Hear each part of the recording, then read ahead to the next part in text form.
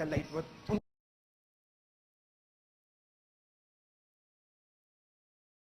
उनको 2 मिनट रोक दे उनको Hyatt hotel where this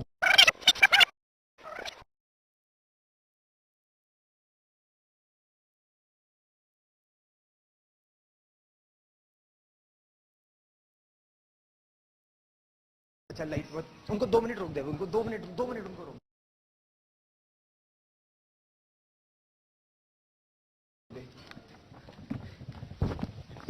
Can I request all three of you to come in for just 1 minute? We have just अलग-अलग जगह पे take one short question each.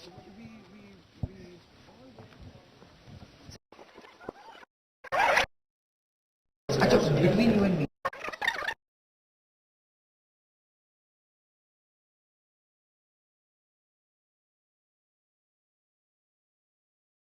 2 minute उनको रोक दे.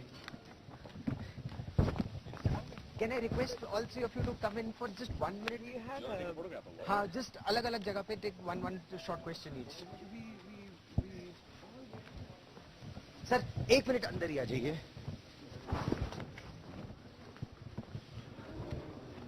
Sir 1 minute.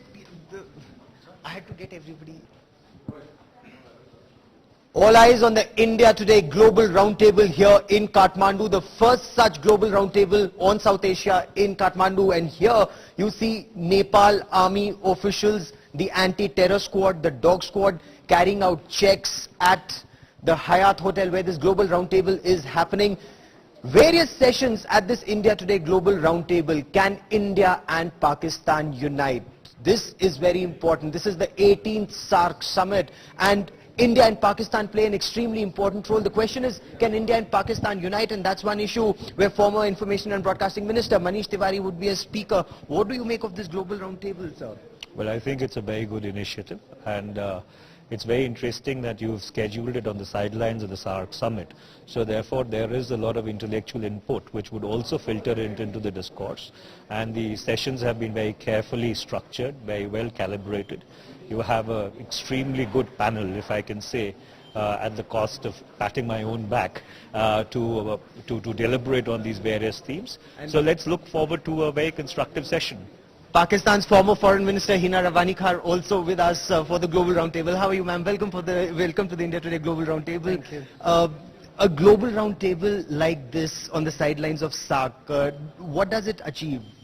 I think any discussion around SAARC, first of all, I think SAARC has clearly not been able to make itself heard or seen as a regional body which is delivering so far. We hope that that will change. We know that the Distinguished guests, ladies and gentlemen, let me also add my welcome to you to India Today's Global Roundtable. As you've heard, this is our second roundtable after New York, during the Prime Minister's visit in America, Prime Minister Modi's. So we're very happy that we could extend this to another location in Kathmandu at a very appropriate time, very critical time for all the countries of SAARC. I would like to especially welcome all the participants from all parts of South Asia who have traveled from their respective countries to be here in Kathmandu. As some of you have found, that connectivity is one of the biggest issues. Even getting here is a problem, so I think it highlights the issues of SAARC.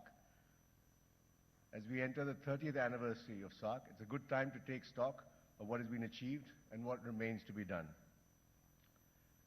Sadly, SAARC's track record has been somewhat dismal compared to other groupings.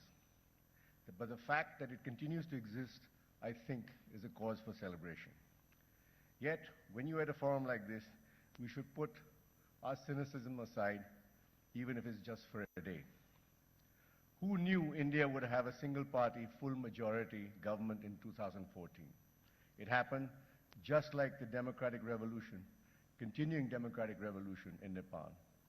The completion of a full term by an elected government in Pakistan, followed by a smooth democratic transfer of power. The defeat of LTTE in Sri Lanka and subsequent efforts to devolve power to the Tamil population. Gradual transformation to democracy in Bhutan and the great experiment in Afghanistan. The evolution of democracy in the region is its greatest opportunity, reflecting aspirations and a desire to grow. So is this a new political moment to seize? I hope our roundtable will provide some answers. I'm also very grateful to the President of Afghanistan, His Excellency Ashraf Ghani Ahmadzai, for consenting to be the keynote speaker of this conclave. You will hear him later this afternoon. With the imminent withdrawal of foreign troops, he has to shepherd his country through another difficult but yet necessary transition. And so the question, why are we here? And why is India today interested in leading the charge in promoting this discussion in South Asia on the kind of region that we want to be? The answer is simple. South Asia is our home, and like in our homes, we need to be good neighbors. This roundtable is our little contribution to bring about a better understanding of each other. Kathmandu is an appropriate place to reach out to each other, as it seems to have the least contentious issues with its neighbors. It helps to know what our problems are. For several of us, terrorism tops the list. For others, it's poverty or lack of good governance, or perhaps even something as fundamental as democracy and as the rule of law. The truth is that despite the passage of the decades, many of us have remained victims of ancient animosities, hidebound bureaucracies, as well as a political class that is unwilling to think out of the box on a sustained basis. So when Indian Prime Minister Narendra Modi invited all the heads of SAARC to the swearing in May this year, and all these leaders responded so generously by attending, there was hope for new beginnings. But as is the case quite often, only a few months later, the most important relationship in the region, the India-Pakistan one, went into a dizzying tailspin. Therefore, it is no surprise that we begin our roundtable with a session on India-Pakistan, exploring possibilities of friendship at a time when both countries are going through a no-talk phase. I think between Nalin Kohli, national spokesperson of the BJP, Mr. Manish Tiwari, former Minister of Information and Broadcasting of India, and Hina Ramani Kar, former Foreign Minister of Pakistan, we have the relevant cross-section of views well covered. We often hear other South Asian countries complain how the Indo-Pak conflict has held up and even pushed back the SAARC project, which is why this bilateral conversation is not only important, but tests the larger sense of responsibility of both these preeminent powers of the region. Terrorism, for example, which has been one of our most contentious issues between several countries, has seen some progress. In the past few months, Indian agencies uncovered anti-Bangladesh terror modules mushrooming on Indian soil with the intent of allegedly carrying out a series of explosions across Bangladesh. Interagency cooperation between both countries was critical in neutralizing this terror venture early in the day. There have been examples of such cooperation between India and Nepal, which is how key Indian Mujahideen terrorists were caught, and also between India and Bhutan to target bases of northeast insurgent outfits. Has the time come to upgrade this into a meaningful regional platform of seamless and real-time cooperation?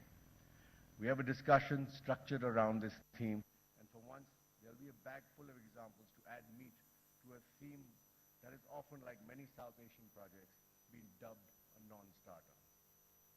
The truth is that for the sake of our future generations, each country in the SAARC space must insulate the vicious politics that so often define us and refocus our energies on improving the lot of our people.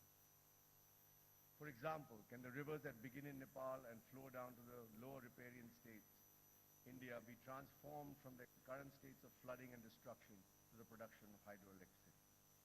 Our session on economic cooperation under SAFTA may discuss these issues because common and interloping regional infrastructure creates a more permanent and possibly an irreversible basis for economic cooperation of the kind one can see in the European Union, or for that matter, in Asia. As of now, however, the picture is discouraging, given that just about 5% of the formal trade and the member countries is inter-regional in nature. Similarly, can we insulate India-Pakistan's people's relationship from political issues like Kashmir and terrorism? Should we be able to trade and travel between Afghanistan, Pakistan, and India, enabling our people, in the words of several of our former prime ministers, to have breakfast in Delhi, lunch in Lahore, and dinner in Kabul.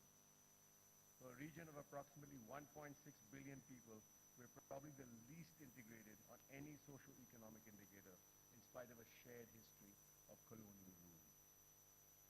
I would like to invoke here the metaphor of the Grand Trunk Road, built in the 1500s by an Afghan general, who hailed from North India from Jaunpur and briefly ruled over Delhi, who built a road that stretches from the present-day Pakistan to the eastern flank of his empire to Kolkata. As the largest country in the region, India's responsibility towards South Asia is necessarily also the greatest. But can we invoke this overarching metaphor of the great road that spans the region, crossing several frontiers, remaining a lifeline of trade and commerce, as well as the greatest cultures, and opening up, if you like, a highway of the mind? What better way to do this than to bring some of the most respected political leaders of South Asia together over the best of this day, in the hope that we will speak frankly about all the issues, including those that divide us. But I think we also owe it to ourselves to listen with an open mind to what the other person across the table on the other side has to say. In this listening will lie the seeds of change. I would like to leave you with this thought. We are the children of the great Indus Valley civilization. We can be the largest and the most prosperous grouping in the world. Thank you so much.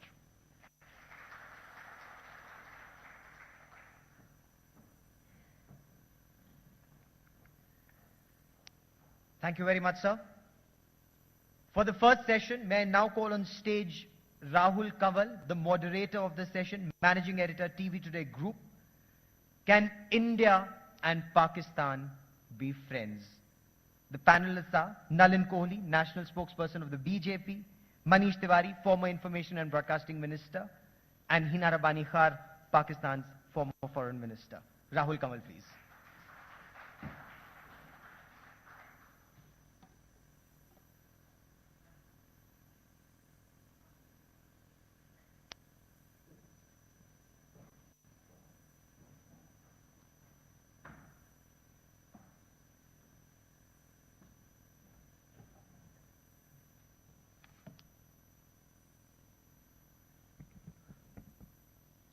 Hello and welcome. One of the biggest obstacles holding back SAARC from taking off, India and Pakistan. Can India and Pakistan truly be friends, or are we condemned to be enemies forever? For the first session here at the India Today Global Roundtable in Kathmandu, I'd like to introduce you to our guests this morning, beginning with the former Foreign Minister of Pakistan, Hina Rabbani Khar. Welcome, great to have you with us. Manish Tiwari, former Information and Broadcasting Minister in the UPA government. Also with us, one of the rising stars of the Bharatiya Janata Party, National Spokesperson Nalin Kohli. I want to begin by getting straight to the crux of where we stand this morning. Nalin, the BJP is being accused of being unreasonable by drawing a new red line that didn't exist earlier,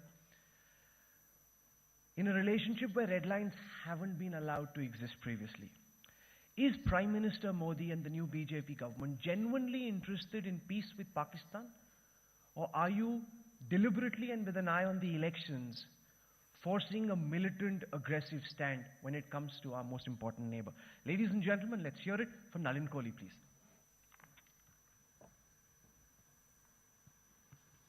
Thank you, Rahul. The BJP has been accused of many things for a long time, so accusations are not really very new to us. Secondly, I think Mr. Puri, in his opening address, did lay out many things comprehensively and touched upon something which is relevant, that while there was a lovely opportunity when Prime Minister Modi did invite the leaders of the SAARC region, and certainly Prime Minister Nawaz Sharif graciously accepted that, there was an opportunity, we know what has happened thereafter, to link it just with political electoral outcome would be a tide unfair, because national policy does not need to be, and very rarely, at least on the foreign affairs front, is directly linked to electoral results and how we would contest our elections. Can India and Pakistan be friends? Well, we certainly know we aren't friends in the traditional sense as yet. That doesn't mean that we can't be. We do share a lot in common, and we've spoken about that at various forums. I'll keep this brief, but I'll keep it also frank. From our perspective, and since I'm not in government, so I can speak my mind a little more freely. From our perspective, there are too many conflicting and contradictions within Pakistan. It almost appears that, it is combustible internally. And these conflicting centers of power almost require a deflection from the internal issues towards looking at India with a slightly more strident view. And that almost gets fixated to the issue of Jammu and Kashmir. So that's almost like the fixed agenda. Now, this past strategy has not taken us anywhere significantly ahead. There's no doubt that there is a severe sense of restrictions in how we look at achieving friendship between our two countries at a people-to-people level. And there are many votaries within this room who have eminently spoken about it, even on various fora like this. That yes, there exists a great constituency for peace, there's a great affinity for peace. There is also a constituency in both countries, and perhaps many of them are sitting here. But in our assessment, or at least in my personal assessment, acknowledgement and acceptance of what are the internal situations within Pakistan is a necessary first step forward, because deflection will get us nowhere, and it'll only take us farther from the truth. Until we get to this in terms of approaching it honestly, we will not be able to bridge the trust deficit, which is enormous. There is a trust deficit. Until there is trust, there can be no meaningful relationship. A relationship has to be built on the foundation of trust. Otherwise, we merely exist. We may call it a relationship, but we won't necessarily have one. And that's how I would see it. I think in the government that we have, since one of the reasons being it's a full majority government that's not hampered by any coalition restrictions, in the leadership of Mr. Modi, there is almost a fast-paced approach towards many things. There's clarity, there's direction, there's movement further. Perhaps because India and India's aspirations are impatient, that they want to see those aspirations fly. I'm sure such a situation exists in many countries. So therefore, it's not a business-like usual approach. And that's where perhaps when you say that red lines don't exist, the red lines have come forward. It's a frank acknowledgement of what are our sensibilities and our sensitivities. Thank you, Nalin. You were as frank as you promised to be, and you're justifying the red lines. I want to listen to what Ms. Khar says, but Nalin makes a very important point, which is that Pakistan has a fixed agenda on Jammu and Kashmir. The moment you say India, Pakistan, you add the word Kashmir, there's so much more our countries can achieve in commerce, trade, travel. Why then do we begin with the most contentious issue? Why not begin elsewhere and then gradually, as trust builds, move towards the problem areas? Sure. Rahul, thank you for this. And, I think the fact that this global roundtable is taking place is probably the only positive that we see which has emerged from SARC becoming an entity. Because typically when you see, as foreign ministers, when we travel the globe, for instance, around the UN General Assembly, you have many, many intra-country meetings. However, for instance, I would have loved to see more regional meetings around SARC also. Now, I would just like to go back a few years. As we were holding the previous summit in Adu, Maldives, just a few years back, about 2 years back, and I remember, a flux of Indian journalists asking me, what do you see as the future of SARC and where do you want SARC to go? And of course, every time the word SARC comes, India-Pakistan relations and them holding the entire SARC region hostage is a headline rather than a footnote. Now, when they asked me this question, I said, I hope for a day that there will be a SARC conference anywhere in the region when the headline will be what SARC has achieved rather than how or what the meetings between the Prime Minister of India and Pakistan will achieve. Now, 2 years from then, it seems that instead of going forward, we have actually come back to a point where the headlines cannot even be what the two prime ministers will discuss, because guess what? They're not even meeting. So if he thinks that this is a way forward, I would, I would choose to be a utopian, and we can all be utopians. I think many people in this room are utopians, Mr. Iyer obviously being one of them, but I would not choose to be delusional, okay? And I think all of us cannot afford to be delusional when it comes to important, hostile, moving towards or hoping to be friendly relations. Now, I'll come to, first of all, compliment Mr. Puri on laying down what SARC potentially could achieve and what it hasn't been. And I think we have to be very, very realistic when we talk about where SARC is today. SARC is nowhere today. SARC is one of the most least integrated regions in the world. Our intra-trade with each other almost does not exist. In order to fly to Kathmandu, which is about 1,000 miles, aeronautical miles from Lahore, I have to go all the way to Doha, do a 4-hour journey, come back with a 4-hour journey. So that's the connectivity of SARC, and I don't think any other region is as less connective as SARC is. Now, going to the specifics, there was great hope which had emerged out of a complete negative perception of Prime Minister Modi in Pakistan. We all know that the Gujarat crisis, or whatever you may want to call it, had an overhang over Prime Minister Modi's reputation before he became Prime Minister. However, when he came with a surging 2/3 majority, I think Pakistan did what any country or any state, what smart statesmanship would require for you to do, is to put the past behind and look at the opportunities that stares you in the face. And despite opposition from some channels, certainly not the Pakistan People's Party, Prime Minister Nawaz Sharif took the opportunity when it was presented to him to come to the SARC, to his swearing-in ceremony. And from there, I remember I was in New Delhi at that time, and I was asked the question by Karan Thapar in an interview that, what do you see? And there are lots of people who are against Modi. And I said, I will stand out and say that I have great hope from Prime Minister Modi, because he comes as a strong leader with 2/3 majority, and I would hope that this would encourage him to write his name in history as the game changer, not as somebody who evokes or strokes the same sentiments of hatred, of animosity, of antagonistic behavior. Now, unfortunately, that opportunity only lasted not even a few months, but maybe a few weeks. And, the gentleman on my left is not representing the government. I am neither representing the government nor the spokesperson of the leading party. So I can be even more frank when I talk about Pakistan-India relations. Red lines are important, and red lines have to be respected.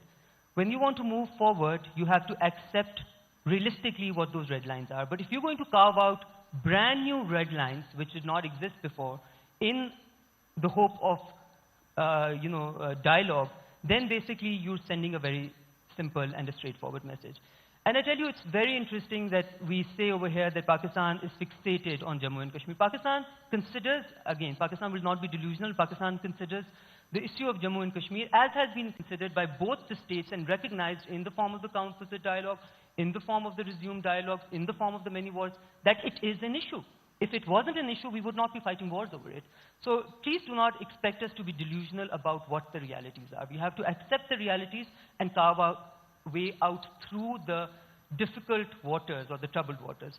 Now, how does Pakistan do that? Pakistan does that by foregoing a stance that it had taken many, many years back, right? Since 1965, there was an unsaid rule in Pakistan that there will be no forward movement in Pakistan until and unless this issue of Jammu and Kashmir was solved, was resolved. Now, when we came in government, we said we cannot start by fixating ourselves on solving the most contested issue and say that, yes, there's no trust, the atmospherics are terrible, but we will not do anything with India until the issue of Jammu and Kashmir is solved. So we said, let's improve the environment around us. And therefore, Pakistan took a stand and decided that on trade, Pakistan will move forward. Now, this was since 1965, Pakistan had decided that trade, there will be no movement on trade until. So if you call this fixation, I look at it in a very, very different light. Now, despite that, of course, there is a general feeling in Pakistan today, and I will not, miss any frank words in saying that it has been a one-way traffic, that Pakistan has been sending gestures upon gestures upon gestures And India's fixation has been on issues which are issues to both the countries. So please do not call terrorism. You actually send, almost as if reality has not dawned upon many people when they say terrorism is an issue for India. If terrorism is an issue for India, I see it to be a bigger issue for Pakistan. And as India as a state has lost or missed many opportunities to see the sea change in Pakistan. One sea change was when my government was in power, when there was broad consensus within the political parties that we have to move ahead with India. The other sea change came just recently. And this has been a consistent trend in Pakistan. Since the democratic governments have taken power in Pakistan, we have fought very, very strongly against terrorism within Pakistani boundaries. You see the full-scale operation in North Waziristan, a military operation in North Waziristan, where our soldiers are losing lives. So for you to turn around after we lose 40,000 civilians and soldiers to the scourge of terrorism and say terrorism is an issue for India and not Pakistan, it is, as I said, it is being unrealistic and unappreciative of the realities on the ground. Terrorism is an issue for all of South Asia, and this is certainly a very big issue for Pakistan. So we have to really decide. I will just end this line of comments by saying, I used to call myself an indefatigable optimist when it comes to Pakistan-India relations. And I like to believe that as foreign minister, I put that at the center of what we wanted to achieve as the most important relationship.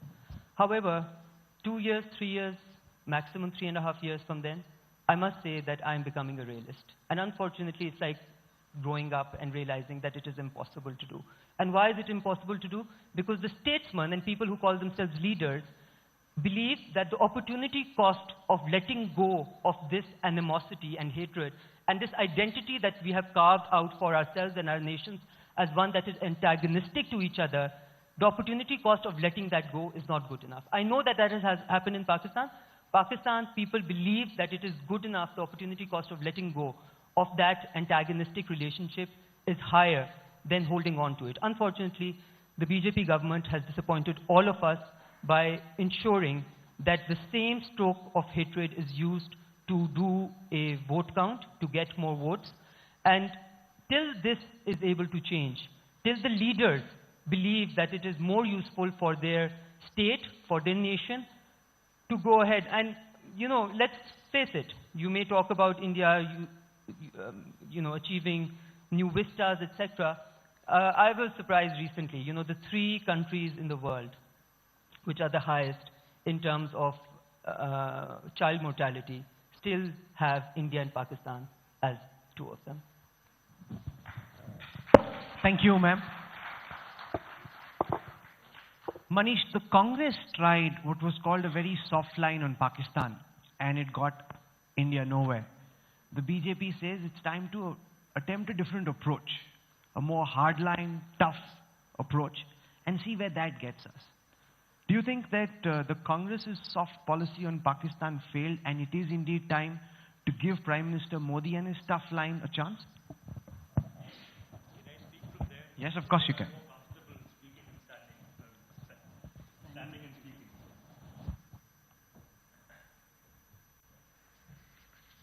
First of all, let me thank Mr. Puri and the India Today group for organizing this roundtable.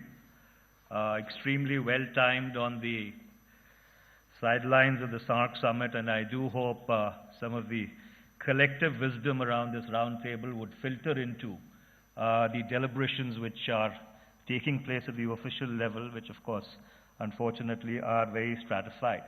Now, you raised a very interesting question. Can India and Pakistan be friends? That's like motherhood and apple pie. So therefore, I think a far more realistic question would be, can India and Pakistan be civilized neighbors? And if that is the premise we would start off from, possibly we would be able to make some progress. See, over the past 6 decades, successive Indian administrations have tried to normalize relations with Pakistan. And successive Pakistani administrations also must be feeling the same way. That, look, we walked the extra mile, we've taken the initiatives, but at the end of the day, we still continue to be in this frozen turbulence, this zero-sum game. See, they have their share of grievances, we have ours. Nalin elaborated on some of them. The former foreign minister of Pakistan gave the Pakistani point of view. But the important thing is that, whether we like it or not, the Indo-Pakistani relationship is hostage to domestic politics. And therefore, the first and the most important step is that we must build a domestic consensus within our respective political establishments as to what are the red lines. That which are the red lines which will actually lead to a snapping of a dialogue. Otherwise, the process of dialogue would continue. And if there are divergence and legitimate divergences on a large number of issues which form a part of the composite dialogue, you know, we need to find some other stuff to talk about. For example, Mr. Puri mentioned Afghanistan. Now, there is a triple transition which is taking place in Afghanistan. The political transition is played out. The economic transition is not going very well. Afghanistan is possibly in very dire financial straits. The security transition is really floundering because the United States of America at one point in time says that it is pulling out. At another point in time, they say that we will stay engaged. Maybe it's time for India and Pakistan to have a conversation on Afghanistan.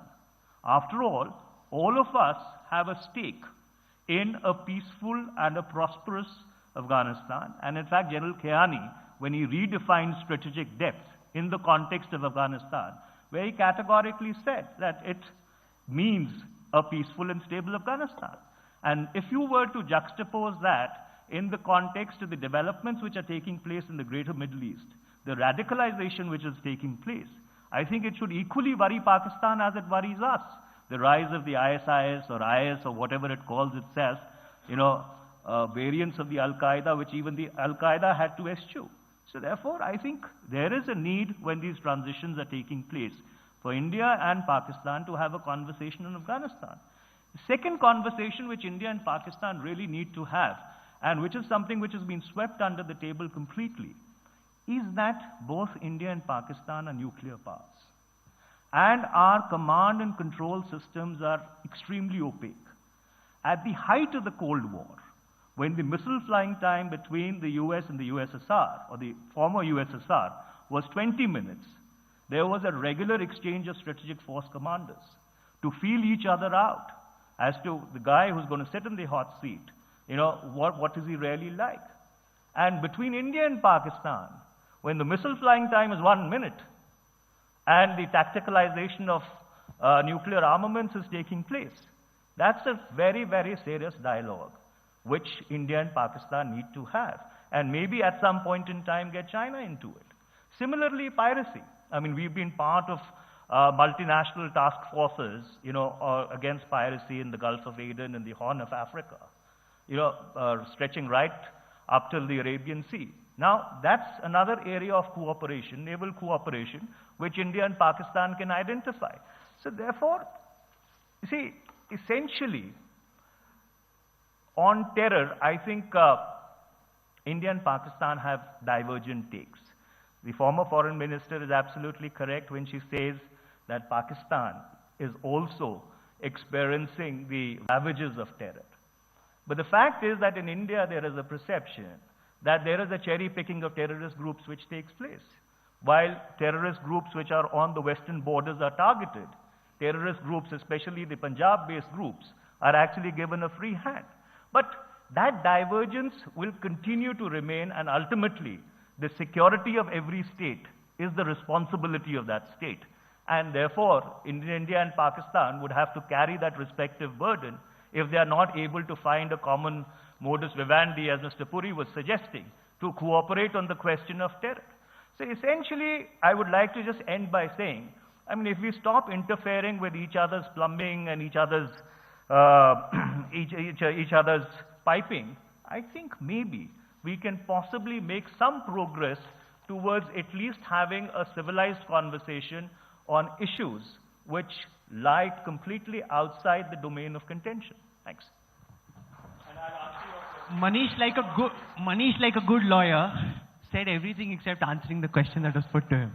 So, yes, so Manish, I must allow you to come back to the question. I said that the Congress followed a very soft line on Pakistan and it got us nowhere. So is it time, therefore, to give Prime Minister Modi's tough line on Pakistan a chance? That was my question. With the mic, please. Off the bat, what does a tough line mean? Does a tough line mean that we put up a wall from Kashmir to Kathiawar and forget that Pakistan exists, and Pakistan also goes and climbs a tall, tall tree and forgets that India exists? Is that the tough line that we are talking of? Number two, is the tough line that we are talking about, is it hot pursuit?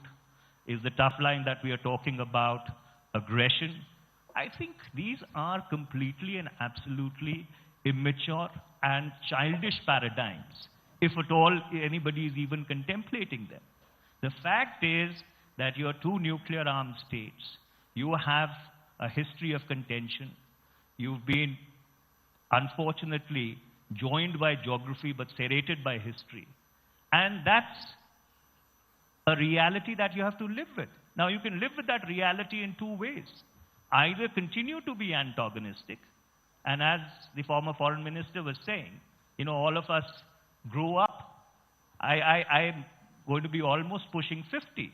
And in the last 5 decades, all that we have seen is this frozen turbulence. I often think to myself, is this the kind of world I would like to bequeath to my daughter?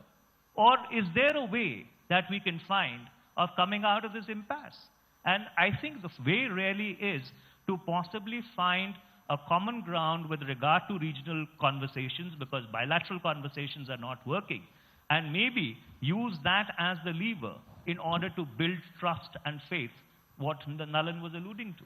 You're calling a tough line immature and childish, and Nalin Hinarabani Khar said that it's been one-way traffic with India. Pakistan's gestures of statesmanship have not been reciprocated. Now, Nawaz Sharif, we know, took a big decision by coming to Delhi to attend the Prime Minister's swearing-in, despite stiff opposition internally. And at that time, you go and draw what Hina calls a new red line, a line which didn't exist previously, not just in Manish's government, but in your own government under Prime Minister Vajpayee. So you draw a new red line, which is considered unreasonable, which had never been mentioned earlier, and Manish is calling this position childish and immature.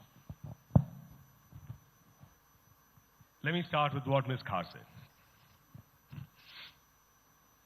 Unfortunately, I've been a realist always. I've been a student of history. And as far as I see it, I've only studied 2 examples. Excuse me. I've studied only 2 examples in history where the domestic situation called for an aggressive foreign policy to unite the domestic constituency. And I've seen that way back with Bismarck in Germany, and that was a long time ago. And I see it clearly in Pakistan, where the domestic constituency and its contradictions need to have something beyond which unites them all despite their contradictions. Then second is, and this is not just my perception, I think it's also a question that's raised globally. Where is the power center in Pakistan? Democracy hasn't got its roots. And every time there's a democratically elected civilian government, the relationship with the permanent entity of power, the army, is there. There is another agency, which is the ISI, which of course officially would be under the powers, but there is. Then there is something which Pakistan innovatively refers to as the non-state players. They are a constituency of power. Yes, certainly Pakistan faces terrorism. The difference is, from our perspective, we face terrorism too, and we've been saying it for decades. We see the roots of it many times emanating from our western border. We do not have a constituency of looking at terrorism. So, Nalin, I must interrupt to say that you're not answering the question. The question is, you've drawn a new red line. I'm coming. Meeting the Hurriyat was never a problem under Prime Minister Vajpayee. I'm coming. So why then should it be a problem now? So I'm just saying, Nawaz where is the Sharif's difference? act of statesmanship has not been reciprocated by Prime Minister Fair Modi. enough. Answer this question. Yes, because Nalin that's is his also background. a lawyer. And the problem No. with lawyers is they say what they want to without answering the question. Yes, Nalin. No. Just answer the question about drawing a new red line. I am coming to that. This background is critical because the red line is linked to this. We cannot have dialogues or we cannot have achievement in trying to help each other's domestic constituencies. We have to have it for the relationship that needs to help benefit both the nations. It can't be that let's give them a chance, let's give us a chance. It has to be for achieving something. For example, the SARC, and I'll come to the red line last. The SARC, increasing connectivity or an agenda that can be non-partisan and that could benefit all, is a way forward. Maybe if there is some movement, certainly bilateral issues may be built even on a multilateral success. Now on the red lines with the Hurriyat, we've desired to talk with Pakistan. Pakistan reciprocated to accept that gesture. They decided, as our government has put it as frankly as that, to talk to the separatists in Jammu and Kashmir on the eve of that talk. So therefore, nobody stops the Pakistani High Commissioner from meeting anyone. We are a good democracy and it's been happening for a long time. However, when they seek to prefer or when they prefer to speak with the separatists in Jammu and Kashmir, rather than the government of India, we made our point clear and we stick to that point. Hina Rabbani, how would the government in Islamabad feel if the Indian High Commissioner in Islamabad insists on meeting Baluch separatists each time before meeting the democratically elected government in Pakistan? This is the interesting part, and I'm so glad that you asked this question. And I am going to answer the red line immediately, and that is not going to be the last on my priority list. Listen, there is a fact, as I said, we cannot be delusional. The fact is that we do have, whether India likes to admit it, accept it, wants to be a student of history and not remember a Security Council resolution that exists, which talks about a plebiscite, which did not happen for the last many, many years. That all done. If Pakistan wanted to up the ante, if Pakistan wanted to continue with this trend of a hostile relations with India, Pakistan would say plebiscite first and everything else after. I have repeatedly said that Pakistan has shown itself to be a country which has wanted to move beyond the antagonistic and hostile relations with India. However, the gesture needs to be reciprocated. Now let's talk about this red line.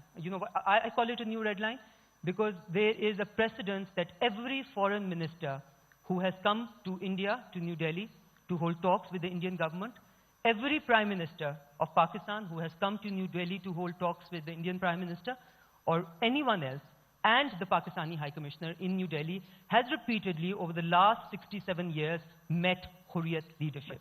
Ms. Khat, there's a difference. There is a difference, and the difference is that this is when foreign secretaries were meeting to find a way of resuming the dialogue process, as opposed to, say, Nawaz Sharif coming to India where Kashmir is being discussed, then you want to meet the Hurriyat. That's a different context. Here you are just meeting to find a way to get back on the dialogue table.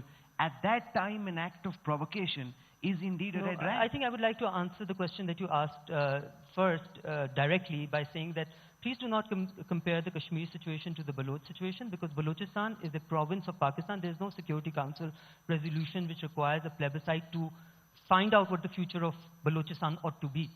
So we ignore, and again, you see, it's a matter of perception. I think we've heard the word perception in practically every dialogue that we've heard. Every statement talks about perception because perception becomes bigger than reality. Now, when there is state apparatus which is stroking the perception of hatred and of the other as the enemy, then clearly we have no room to move forward. And I'm appalled at the gesture, and I say all of this because, as I said, I think, let me just say that again, once again, to qualify what I say as unaggressive, because I'm not trying to be aggressive, or I'm just trying to be a realist here, right? That Pakistan, I truly believe that Pakistan-India normalization is imperative to Pakistan's future. Now that's a case, or that's a decision that Pakistani leadership has already reached. Therefore, the political or the domestic compulsions are no more driven on the hatred of India. I'll give you a simple example. Look at the speeches which were made by every political leader of Pakistan pre-election 2013. And look at the speeches which were made by every Indian leader your election. Even Maulana Fazlur Rahman, the right-wing religious parties, will not stroke the India emotion in trying to get votes. It's become a non-issue because we have realized that this is not what Pakistan's identity ought to be. Please do the same for Indian elections, and you see one after the other. And really, Rahul, I would be very concerned, and I'm not an Indian, so I don't need to be concerned about it, but the Indians in the room, I would be very concerned about the secular credentials of India today. And it's not about BJP, I think it's about Prime Minister Modi. Because Prime Minister Vajpayee was probably, still stands out as one of the few statesmen who had the guts to move beyond what history, the cards that history played out. He wanted, and it was a huge missed opportunity. I think we have both India and Pakistan to blame for it. And coming from there to an unending story of missed opportunities, such as the one that we had with trade, such as the one that we had with back-channel dialogue on Kashmir. Now, back-channel dialogue exists because the dispute is first accepted to be a dispute. We have resumed dialogue, and we have all sorts of interesting nomenclature that we use for the dialogue that takes place between the two countries. And in each one of those, Kashmir was an issue. So how can you sit here and tell me that this is not a new red line? I need to respond to one comment. The rest of it we keep responding in any case. It's about the secular credentials of India being concerned. I think that cannot be defined on the basis of how we deal with Pakistan. Certainly not with Pakistan. We'll worry about our own secular credentials, looking at our own internal track records. And India, thankfully, is secular. And it has remained secular despite how others may want to paint us. With regard to Pakistan, I can't say the same, but you may defend your track record. But let's not draw the secular debate here, because that itself is, I think, fascinating to say the least. In terms of what is the status of minorities, at least I do not see any Indian Muslim seeking to take citizenship of Pakistan, although the two-nation theory was there in 47. Okay, if we go down this road... No, that's why I said, let's leave the secular... Yeah, that's why I would suggest. And second is, while Prime Minister Modi, and I said it right at the front, he came up with a bold move, and graciously, Nawaz Sharif did acknowledge it. We acknowledge that. So here but we are within our right to have our differences, and we can't draw in our prime ministers and say disappointment. I'd say the same. What was Prime Minister Nawaz Sharif doing when Kargil was happening? You could be signing Lahore, and you could have the intrusions in Kargil. So we can go back one by one. I said history, as a student of it, you can't ignore it. Okay. You may want to move ahead, but you can't ignore it. Otherwise, we do it at our own peril. But Nalin, look at what the BJP government is now telling Pakistan. The government of India. Yes, the government of India is now telling with the BJP as leading it. One, stop funding terrorists, stop infiltrating terrorists, stop talking to the Hurriyat.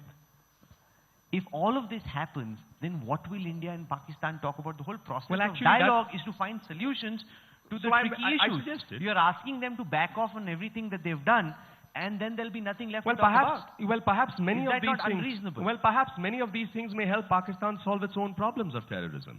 I mean, actually, one side is we will take all the measures we need to take, and they will take all the measures they need to take for protection of their citizens, and we will for ours. That's part of national policy. It's not as if it's a favor to one or the other. But the second part about it, these are the questions that are hampering it. Every time there is a movement for peace, a Chitti Singh Pura would take place if a foreign dignitary came. So therefore, terrorism does raise its head, whether by state policy or external to it. Manish, to unsettle a process, you have to recognize that. Manish, is it reasonable for the Indian government to suggest to the Pakistan government, stop funding terrorists, stop infiltrating terrorists, no ceasefire violation, no talking to the Hurriyat, and only then will we talk? Or if all of these conditions get met, then frankly you have nothing left to talk about, and Mr. Puri can go to Kabul for dinner. Well, I think if all these conditions do get met, there's a lot of things to talk about, because that becomes really the starting point and not the finishing point. See, what we need to really understand, Rahul, is that when a large number of countries in Asia and Africa emerged from the yoke of colonialism, the one thing that they affirmed to each other was that they will not transgress into the Westphalian sovereignty of each other. Therefore, when you have a situation, and I do not want to get into a quibble about the past, but when you have a situation whereby repeatedly there is documentary evidence which emerges that non-state actors are using Pakistani territory either in active collusion with the state or to the detriment of the state in order to attack India. That's a reality that you have to live with. After all, there is a part of the 2611 trial which is taking place in Pakistan as we speak today. So therefore, if the 26/11 attack, which was perhaps the most horrendous attack which could have taken place, a part of the trial takes place in Pakistan, it is in itself an acknowledgement of the fact that there is a problem. And I do not want to get onto the rhetorical horse, but Osama bin Laden was caught in Abbottabad. He wasn't caught in Allahabad. So therefore, for Pakistan to turn around and say that we are victims of terror, that may be also good. But the fact also remains that unfortunately, when you sowed the wind, you have to reap the whirlwind. And on the question of plebiscite in Kashmir, I just want to make a historical correction. If you actually read that Security Council resolution properly, that Security Council resolution says that, first of all, there has to be a withdrawal of troops from Pakistan-occupied Kashmir. And after that, there would be a withdrawal of troops on the Indian side, and then the plebiscite can go ahead. So the first condition, which is mentioned in the Security Council resolution, itself did not get fulfilled. So that's why I've been saying repeatedly, let's not become prisoners of the past. Let us not try and find solutions to issues which we have not found over the last 6 decades. Let's find issues or subjects that we can have a conversation about so that we can start building some kind of a foundational trust. Then maybe for a later generation to take these more contentious issues and find a resolution. Okay, let's take some questions from the audience.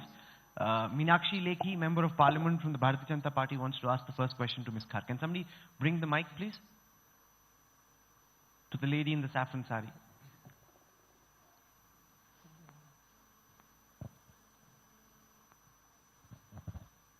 Thank you very much, Rahul. I have a twofold question. The first is regarding Ms. Rabani's knowledge about Shimla Agreement. I would want her to repeat that. And also, at the time of partition in 1947, the population, which is minority population, Hindus in Pakistan, was close to 15%. Today it is reduced to 1% or less than 1%. I think she needs to talk about the secular credentials of Pakistan, and I would want her response. Here we have a repeat of history. Every India-Pakistan dialogue, even if it is one arranged by India today, or if it has to eventually degenerate into accusations and responding to accusations. And I will want to just steer away from that, because I think Pakistan is a country which was made to serve Muslim and Islamic interests. Pakistan still is very comfortable with that identity. Pakistan would like to move beyond that identity in terms of being able to take better care of its minorities. We are very aware of the issues which Pakistan needs to address. And I think, as was repeatedly said, we do not need to sort of go into that debate again and again. However, can I just say on this, really, I think I'm unhappy with how this debate has turned out, right? Because I think typically we are unable to put the regional lens and go into this debate of you said this and we said this. Now, what I'm trying to say, and with all humility, is that there has been a sea change in Pakistan.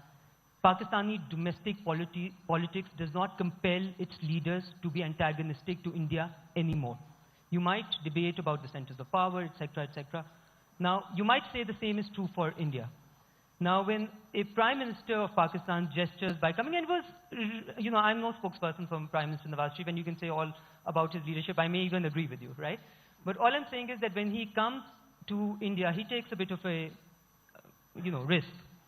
And for that gesture to be thrown so quickly, and for, when you see why, let's, for a second, please spend a bit of time why your government's gesture of saying that if you talk to the Hurriyat, we are not talking anymore, is such a big thing as opposed to anything else that your government has done previously, is because you have set a new red line that did not exist before. And I'm very aware of the Simla Agreement. It was post-Simla Agreement that there has been the composite dialogue where Kashmir has been a point for the resumed dialogue also, that you have to discuss this. Now, if you want to sit here and act like Kashmir is not an issue, doesn't need to be discussed, and Pakistan dare not say anything about it, then basically what you're doing is that you are ensuring that Pakistan, you are basically telling the world and to Pakistan that India, secular India, thinks it is in its interest to continue to have hostile relations with Pakistan. Now, what Pakistan did give to you, yes, we did not give much, but what we did give to you was that let's move our way towards resolution of the Kashmir dispute. Let's start on trade. Let's start on cooperating on Afghanistan. And to give you an example of what domestic politics is all about, please do remember that, the gentleman from Congress very rightly pointed out, maybe you can talk about Afghanistan. Well, we did talk about in Afghanistan. It was between Prime Minister Manmohan Singh and Prime Minister Gilani. And when Prime Minister Gilani talked about, the state apparatus in India stroking anti-Pakistan elements within Afghanistan to create discontent in Balochistan, Prime Minister Manmohan Singh, like a statesman, said, let's talk about it. We all know the reception that he got in India. So if your statesmen, if your leaders agree to talk about an issue, you pretty much make it impossible for them to talk about it at all. So really, I think the thing is that we have been bad neighbors. We have been hostile to each other. We have filtered in hatred as state policy into our generations, mine and yours. Now, if that is the trend that we want to continue, so be it. I think it's great policy that your government is following. I will encourage my government to also follow a similar policy. And let's continue to hate each other, despise each other, kill each other. But really, this region is being held hostage by this animosity. And if we are not going to learn, I don't know what we are waiting for. Look at ASEAN, look at EU, look at every other region in the world. There have been difficult relations. They have managed to find their way around it. But if we want to continue to upping the ante and making it even more and more impossible, so be it. We can all play this game. Okay, let's take more questions. I mean, actually, this will then become a debate. There are many hands up that want to take questions. Gentleman here. Thank you, Rahul. This is Professor Pyakuriala and also a member of 18th SARC Summit Advisory Council. I have a pretty simple question. There is a strong feeling that we have two SARC, two members, and SARC, rest of other member countries. So if somebody, there was a couple of times the issue for bringing in bilateral issues to the regional forum was brought out during our meeting also and during the meetings that we attended in SARC member countries. If the resolution to bring in bilateral issues to the regional forum would be moved, how would Pakistan and India react? This is my question. That's a very good question. That should bilateral issues be out of the purview of SARC? You come here, find ways of fostering regional cooperation, move ahead, and don't let India and Pakistan constantly torpedo SARC. Mr. Puri actually in his opening address referred to this, and I didn't repeat it in the initial part because that's exactly a point. I hinted to it or touched upon it towards the end by saying perhaps there is a framework to move on in terms of commonality in the region rather than keeping it hostage to bilateral issues. And I think that's how, and Mr. Puri again put it there, because I would only be repeating what he said, that many countries do feel that and things haven't moved on SARC. But here's an opportunity, and I see no reason why it can't happen. Yes, ma'am.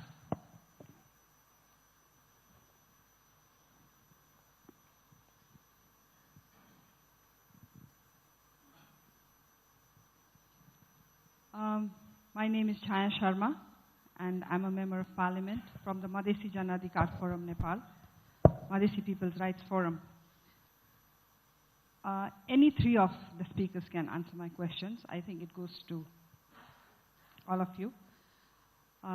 Listening to all three of you on India and Pakistan relation in person, in live, has been very interesting for me. And some of the phrases that I caught was one-way traffic, past 6 decades, both have tried, hostage to domestic politics, there is a trust deficit, the whole region is being held hostage by the animosity. These are some of the things which we have been hearing over and over again. And in a very simple and a layperson's point of view, as I see it, few comments and Ma'am, with respect, could you get to the question, please? Yeah, we're short okay. of time. Just ask your question, ma'am. Okay, given that both India and Pakistan have shared history, both have suffered and under British occupation, so why can't, and of late we have seen that people-to-people relation has also improved. We see through media and, you see in culture, art, like your people are going to India and Indian artists are also coming to Pakistan. So finding common grounds on some critical issues, advocating common interests, rather than endorsing any form of violence or hatred. Is that possible? Also maybe acknowledgement on benefits of peace or even friendship, rather than always playing this fault and blame, which are mostly on top of the political agendas. Is that possible? Probably making effort to bring under control terrorist activities, which is also causing distrust, may improve your relations. So, and my last question, do you think sooner or later the Kashmir issue will have addressed either by your own choice or through international pressure? Thank you. May I take that? Yes, Manish. We have a mindset issue on both sides of the Baga. So therefore, till the time the mindset issue does not get resolved, I'm afraid the progress which the rest of the region wants to see may be incremental, which leads into the earlier question which was asked about regionalizing bilateral disputes. It might sound as a very interesting concept, but I'm afraid I don't think there would be any real traction on bilateral or on regionalizing bilateral disputes, given the kind of policy that we are in. So therefore, if at all at some point in time, there is conviction of courage on both sides in order to try and break out of the mold of the old mindsets and possibly explore new frontiers on a sustained basis, then maybe. Otherwise, it's frozen turbulence. Okay, Mr. Shubhan, just one by one. Yes, sir. Yes, just one by one. Can someone bring the mic here, please? Farooq Subhan from Bangladesh. I have a question for Ms. Khar and a question also for Mr. Nalin Kohli. Ms. Khar, you were a member of two previous governments. What's your view about the position of the Pakistan Army on regional cooperation in South Asia? Would you describe it as being positive, enthusiastic? And Mr. Kohli, in your view, we've heard a lot about Mr. Modi's commitment to building relations with India's neighbors. In that context, would the economic agenda, as it were, be given more importance than the security concerns? Do you want to go first? Okay, simply, I think, again, I said that sometimes perception is bigger than reality. I think Pakistan is suffering from that vis-a-vis the whole debate of military's role in Pakistan's foreign policy. The military was in control of Pakistan for a good 30 years of Pakistan's 67-year history with military regimes there. And therefore, I think the world cannot get out of looking at Pakistan the way it is presenting itself today, as a democratic country where the military has a role with the security of Pakistan, where the military is doing what is its responsibility, such as fighting the terrorists in North Waziristan and manning the borders. So, you know, when you superimpose the role of the military on anything Pakistan decides to do, I'll give you a simple example, because I think what you do is more important than what you say. We can all say pretty words, but we can seldom do pretty walk. So, for instance, on the Heart of Asia conference, which was on Afghanistan, there was a general view that Pakistan would not want to be on the same table as Afghanistan. Now, I can tell you that in our government, we changed that. We said it is important for India to be on the table when we discuss Afghanistan, because India is also a regional player. We were able to do that. So there is, you know, a pragmatic, practical answer to your question. Yes, of course, the military in Pakistan will pursue whatever the government of Pakistan decides is good for regional cooperation. Mr. Vinod Chaudhary, one second. Let Nalin answer the second part of the question. Well, an economic agenda certainly benefits all. And in terms of business to business or people to people, it's not only been just in a structured way through governments trying to nudge it on, but individual organizations, media houses, many of them have played their role. There have been issues of back channel work, intellectuals, all of it. Certainly, but the security implications are also there.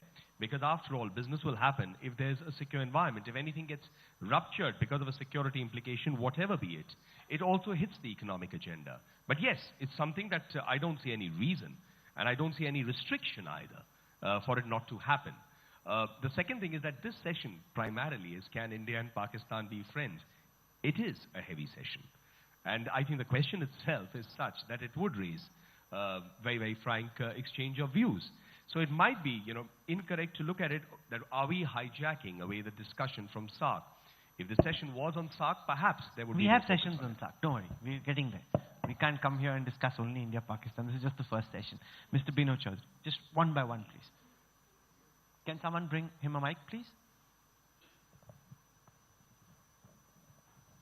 Well,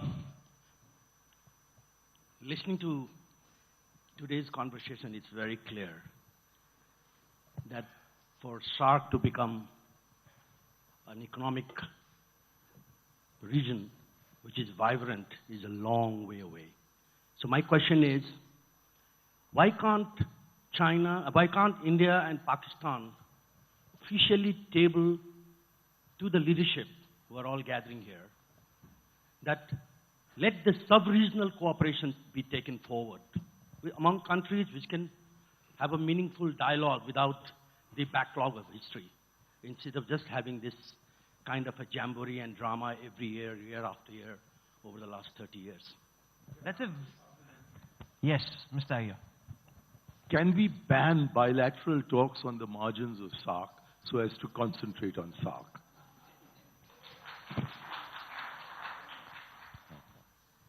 Who wants to answer that? Manish? No, well, there are templates which already exist in terms of economic cooperation also. For example, the Afghanistan-Pakistan Trade and Transit Treaty. Now, that is a reality which was brought into existence by both those countries despite antagonisms which they may have had. Now, there's been a difficulty over a period of time with regard to the most favored nation status. India gave Pakistan the MFN status a long time back. But unfortunately, if you translate that into Hindi, Sabse Pasandida Mulk. Maybe Pakistan has a difficulty with that terminology, but if we can find a way out of the terminology and the nomenclature, I think what's been done in the Afghanistan-Pakistan paradigm can also be repeated in the India-Pakistan paradigm on the trade and transit front. And I completely agree with you that, after all, it's a very, very dynamic region. So therefore, if there is antagonisms between two major states which are holding up economic progress, maybe the time has come to possibly allow sub-regional cooperation to play itself out. Maybe it may even help the process of normalizing India-Pakistan relations. And to Mr. Iyer's point, he's absolutely correct. He's an extremely consummate diplomat. You should ban all bilateral conversations at multilateral fora. I'm a complete supporter of that. I think there'll be a lot of applause here in Nepal if they were to ban India-Pakistan bilaterals, or even the question about whether there'll be a bilateral. That young lady over there in the corner, sitting next to Jyoti. Yes. Can someone bring her the mic, please?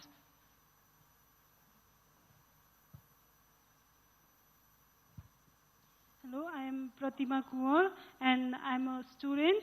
And as a Nepali student, we are tired of seeing India and Pakistan always fighting with each other. So can you please stop, because it will be good for both of the nation and all SAARC nations. Thank you.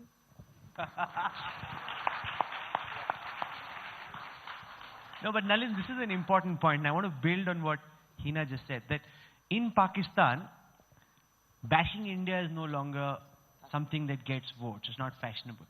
But in India, it is still fashionable in several political circles to be tough or to beat Pakistan, to be very macho on Pakistan. Perhaps because we have a different policy of bashing. Ours may be more verbal. So, whereas to say it honestly, I don't think there is. No, but there is so anyway, merit in that response. Okay, fair enough. And that is that, this is just verbal aggression. But from Pakistan, there is physical aggression. 26/11, you sneak terrorists in, Indians die. And then you say, why is there a trust deficit? Why are we not able to move forward? Why are Indians upset? But that's because Indians are dying because of acts committed willingly by actors in Pakistan. Again, I think this is very interesting because you are superimposing a perception on reality, right? Because, I know, and I've spoken to many Indians who are very optimistic, who were at least very optimistic about Pakistan-India relations, who said everything changed after 26/11. And please do not expect the same graciousness from us. Now, the 26/11 trial is still ongoing. The Samjhota Express trials are still ongoing also. Do you see Pakistanis using the Samjhota Express trial as an excuse to say, your state sponsored this terrorism on Pakistani lives, and therefore we cannot go back? Now, what I'm saying is the past is difficult. The perception of each other's intentions are really, really bad. We feel that you do not want us on the map of the world. You probably feel that we want to destabilize you every opportunity we get. Now, I'm saying let's listen to that young girl. I think that's the voice of the new generation in SARC, in Pakistan, in India. I'm saying to you with full authority, and as a as a late 30s, 37-year-old, I'm saying that my generation does not feel antagonistic towards India. I'm saying I do not want my children to inherit a relationship where their identity of their country should not be one which is hostile to India. I want their identity to be a positive identity. I'm saying that if this is not a sea change, which I would say it is, it's at least a change which has happened in Pakistan. The military establishment in Pakistan also fully supports.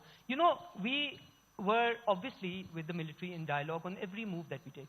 Now, when we decided to change a policy on trade, do you think that's a small gesture? You say talk is cheap, but actions are not. And this MFN status, on papers, our government has already given India the MFN status. And yes, we need to change the nomenclature. We have changed the positive list from the negative list. That is a thing that has actually happened. However, I will just want to say, because I don't think it is important to look at things as they are. I think this one move, by putting any meeting with the Hurriyat or using this as a context to call off talks, has put hostility back on the agenda of Pakistani politicians also. I think Indian politicians, possibly Prime Minister, statesmen, do not understand what this one move has done. It has put Kashmir, which was seen as an issue which we can handle as soon as we normalize relations with India, etc., back in the center stage. That's a thing. I'm just telling you the effect. Now, it is, of course, your country, your state, your policy, and you can decide how you want to take it forward. But I can tell you that if this continues to be the Indian policy, we cannot even dream of, a resumed type of a dialogue or anything. Okay, we're out of time, but since Hina has said something important about putting hostility back on the center stage, you must respond and then we end. It's a perception, and they are entitled to build their perception. However, I'd like to leave it with a less dark note and a little more optimistic note. We should wait. The summit itself here, which is regional, is about to really take off, start. Let's wait till the end and see. Perhaps there will be outcomes to celebrate. And that may go beyond the bilateral issues that we are doing. And I have a suggestion too. The focus on India-Pakistan obviously has had its impact on SARC, but it's also there because the interest of even the media is primarily fixated on this.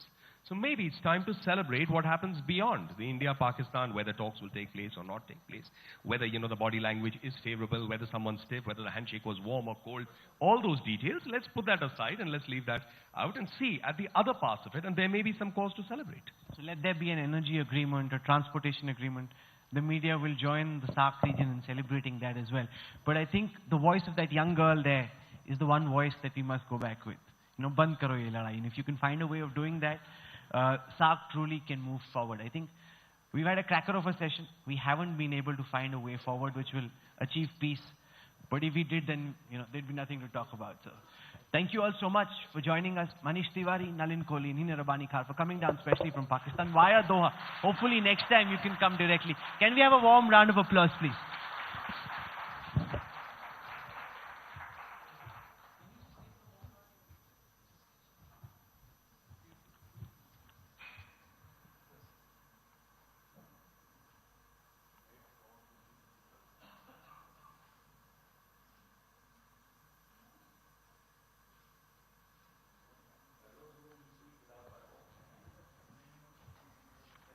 Thank you very much, ladies and gentlemen. Time now for a quick cup of tea. Quick cup of tea because the next session is equally interesting. This is Uniting South Asia Against Terror. Let me also take this opportunity to welcome Nepal's Information and Communication Minister, Minindra Rijal. He joins us now. Welcome, Mr. Rijal.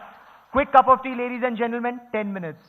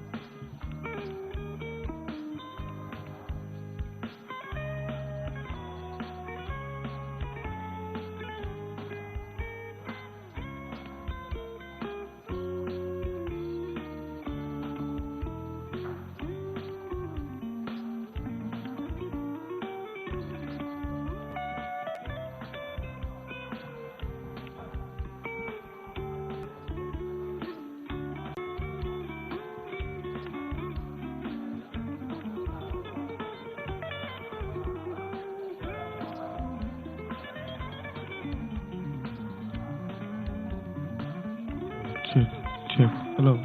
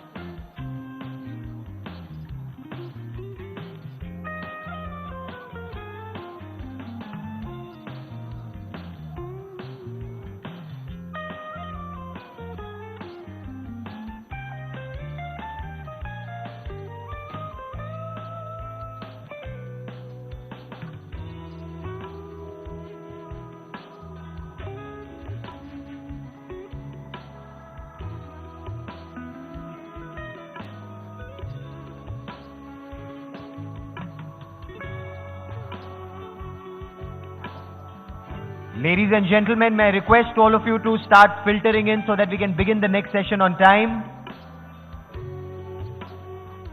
You're most welcome to bring your cup of tea inside, tea or coffee.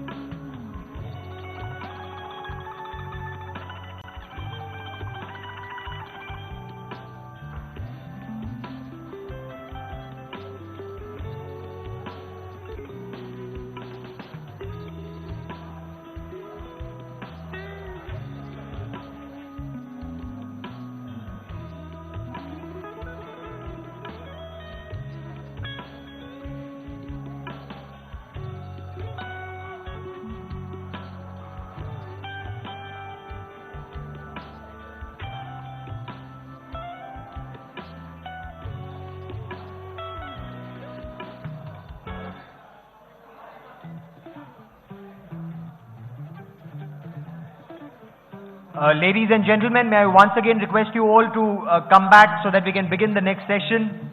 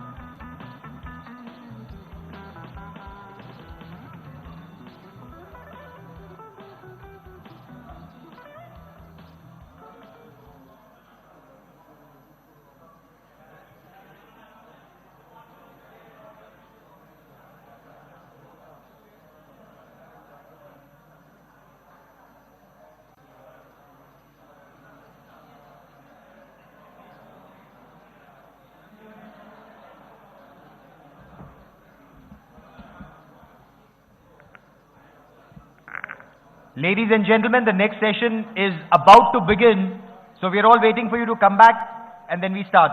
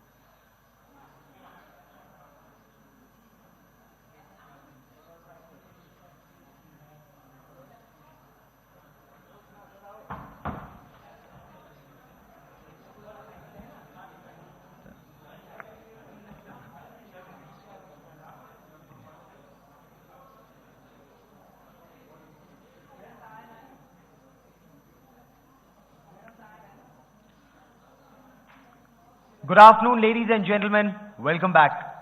We've had a fiery first session. We talked about terror, terror that divides us. Now, let's talk about terror and find out whether terror can actually unite us. Can we all come together and combat terror in this region?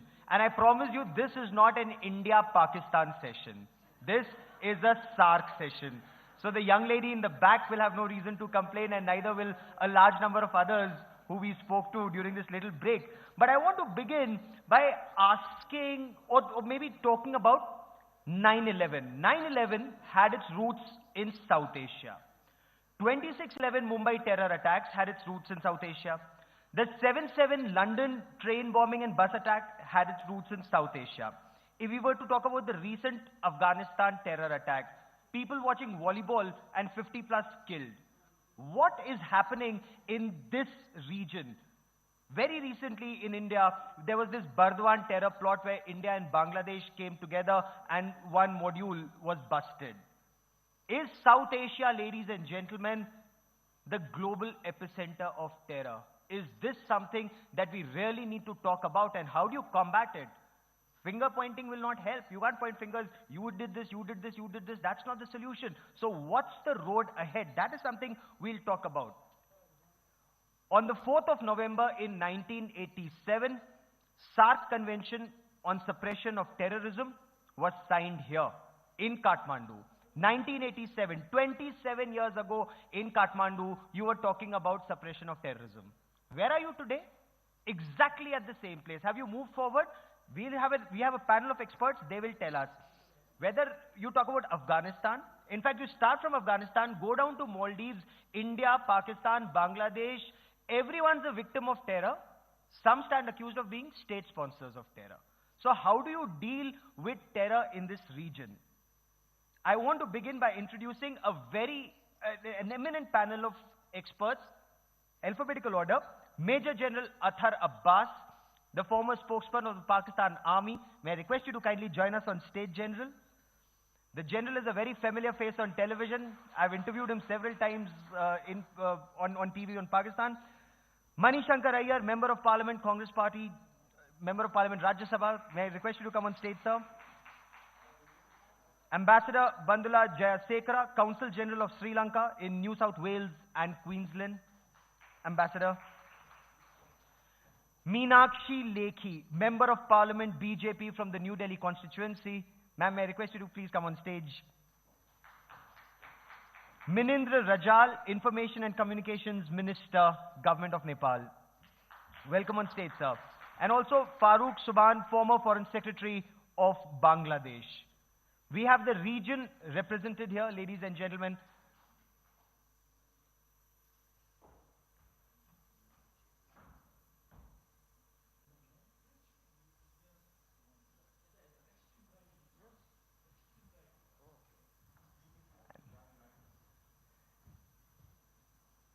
And you're most welcome to come and sit here, sir. We will just change that.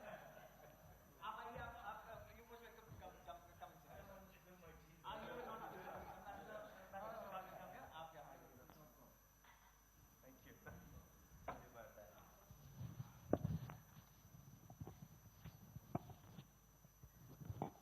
I want to begin by asking Ambassador Subhan, since we're talking about terror and since we are not talking about India, Pakistan to begin with, Ambassador Subhan, 527 blasts had taken place in Bangladesh. 63 districts of Bangladesh were affected, all in a matter of 30 minutes.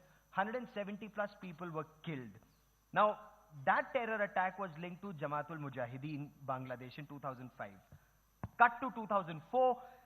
There's a module that's busted in Burdwan. There's a joint raid that's carried out in India, in Bangladesh. The National Security Advisor, Government of India, Ajit Doval, rushes to Bengal, and one module is busted. Why can't this, or can this be the template for the entire region? If you need to counter terror, you need to deploy your best resources and go for it. Absolutely. I think one of the certainly success stories in the Indo-Bangladesh bilateral relationship during the past 6 years has been cooperation in the field of counterterrorism. And we had a good example of this the other day in addressing the incident that took place in Bardhaman. Recently, we had a team from Delhi visiting us, and what was manifestly clear was that cooperation on the ground is taking place. So for us, we have been pretty successful in the past 6 years in dealing with the problem of terror, in dealing with the JMB. But as we can see, terror is, it is rising again. And events in the Middle East. Why can't this be the SARC template? What happened between India and Bangladesh? Why can't this be the SARC template? Sure, this is on the agenda. And there is absolutely no reason why we can't breathe life into it. What perhaps many of the people in the room are not aware of is that under the SARC counterterrorism protocol and the additional protocol, which incidentally was signed in the SARC summit in Islamabad in 2004, the home ministers are meeting every year. The home secretaries are meeting every year on the subject of counterterrorism, as well as the inspectors general of police. That's precisely my point. But I think the people who are not meeting, who should be meeting, and I'd like to start with ISI and RAW, are the heads of the intelligence agencies, because they are the people who really have the information on the ground, which is perhaps the most relevant of all. The second point is, and I've been a strong advocate of this for a long time, is building mechanisms to underpin this cooperation. So even though we see home ministers and home secretaries meeting, what has been the tangible achievement on the ground? We'll just come to that in just a moment. You've raised a very valid point that there are conventions that have been put in place, and Minister Rajal, 27 years ago you had the first convention on terrorism. After that you've had conventions on terrorism and additional protocols signed in 2004, 2007, 2012, whether it's in Dhaka or Nepal or Islamabad or Colombo. But what's the end result? It's a non-starter. Actually, it's not a non-starter, but at the same time, we do not have a lot of achievements to so far. What we've been able to achieve in the last 29 years is to have a forum between and among nations that were not willing to talk to each other at some point of time. And at times we're at wars, at times we're harboring ill intention or to each other, but still there is a forum that will that's there. And most importantly today, as it stands, we are at a juncture where India can only benefit by uniting all SARC nations, because India is the natural leader of the SARC. And Pakistan does not have anything to gain by not being a part of SARC, by not cooperating with the rest of the countries. And countries like Nepal have very important experience to share. We're coming out of conflict, have our own experience. That's gonna be very useful for every country in the region, because they all are facing the menace of terrorism and are trying to build democracy today. Ambassador Jayasekara, in the Sri Lanka Convention on SARC, the conversation was all about you can't use terror as state policy. Terror in all form needs to be condemned. You've had several such conventions, but is this just rhetoric with no action on ground? No, I'm going to stick to the topic which you say, because Sri Lanka is the best example for uniting South Asia against terror. Because we had the support, we suffered for 30 long years, and we had the support of all countries to end terrorism and bring peace in 2009. So we are not really worried about the conventions, because we are a success story right now. So that's really what I want to emphasize, then rather than talking about that. But we went through a very difficult time, as you know. We didn't have the support. I mean, I have to say, even though the SAARC countries always supported. However, once you say, for us, India is a friend, Pakistan is a friend, everybody is a friend. So that's where we have achieved that. So I really want to emphasize that, because among all the countries, we are the success story. So I really want to tell you that. So, Manishankar Iyer, what's holding SAARC back from ensuring that India and Pakistan can deal with terror effectively? I think there's an absence in South Asia of the recognition of terror as a common problem for all South Asian countries. And to put this in perspective, let us recall that we've had problems with Bangladesh with respect to the United Liberation Front of Assam, or Ahom, as they call themselves. We've had trouble with East Pakistan when, with respect to Mizoram and the rebels from Mizoram who took refuge inside East Pakistan.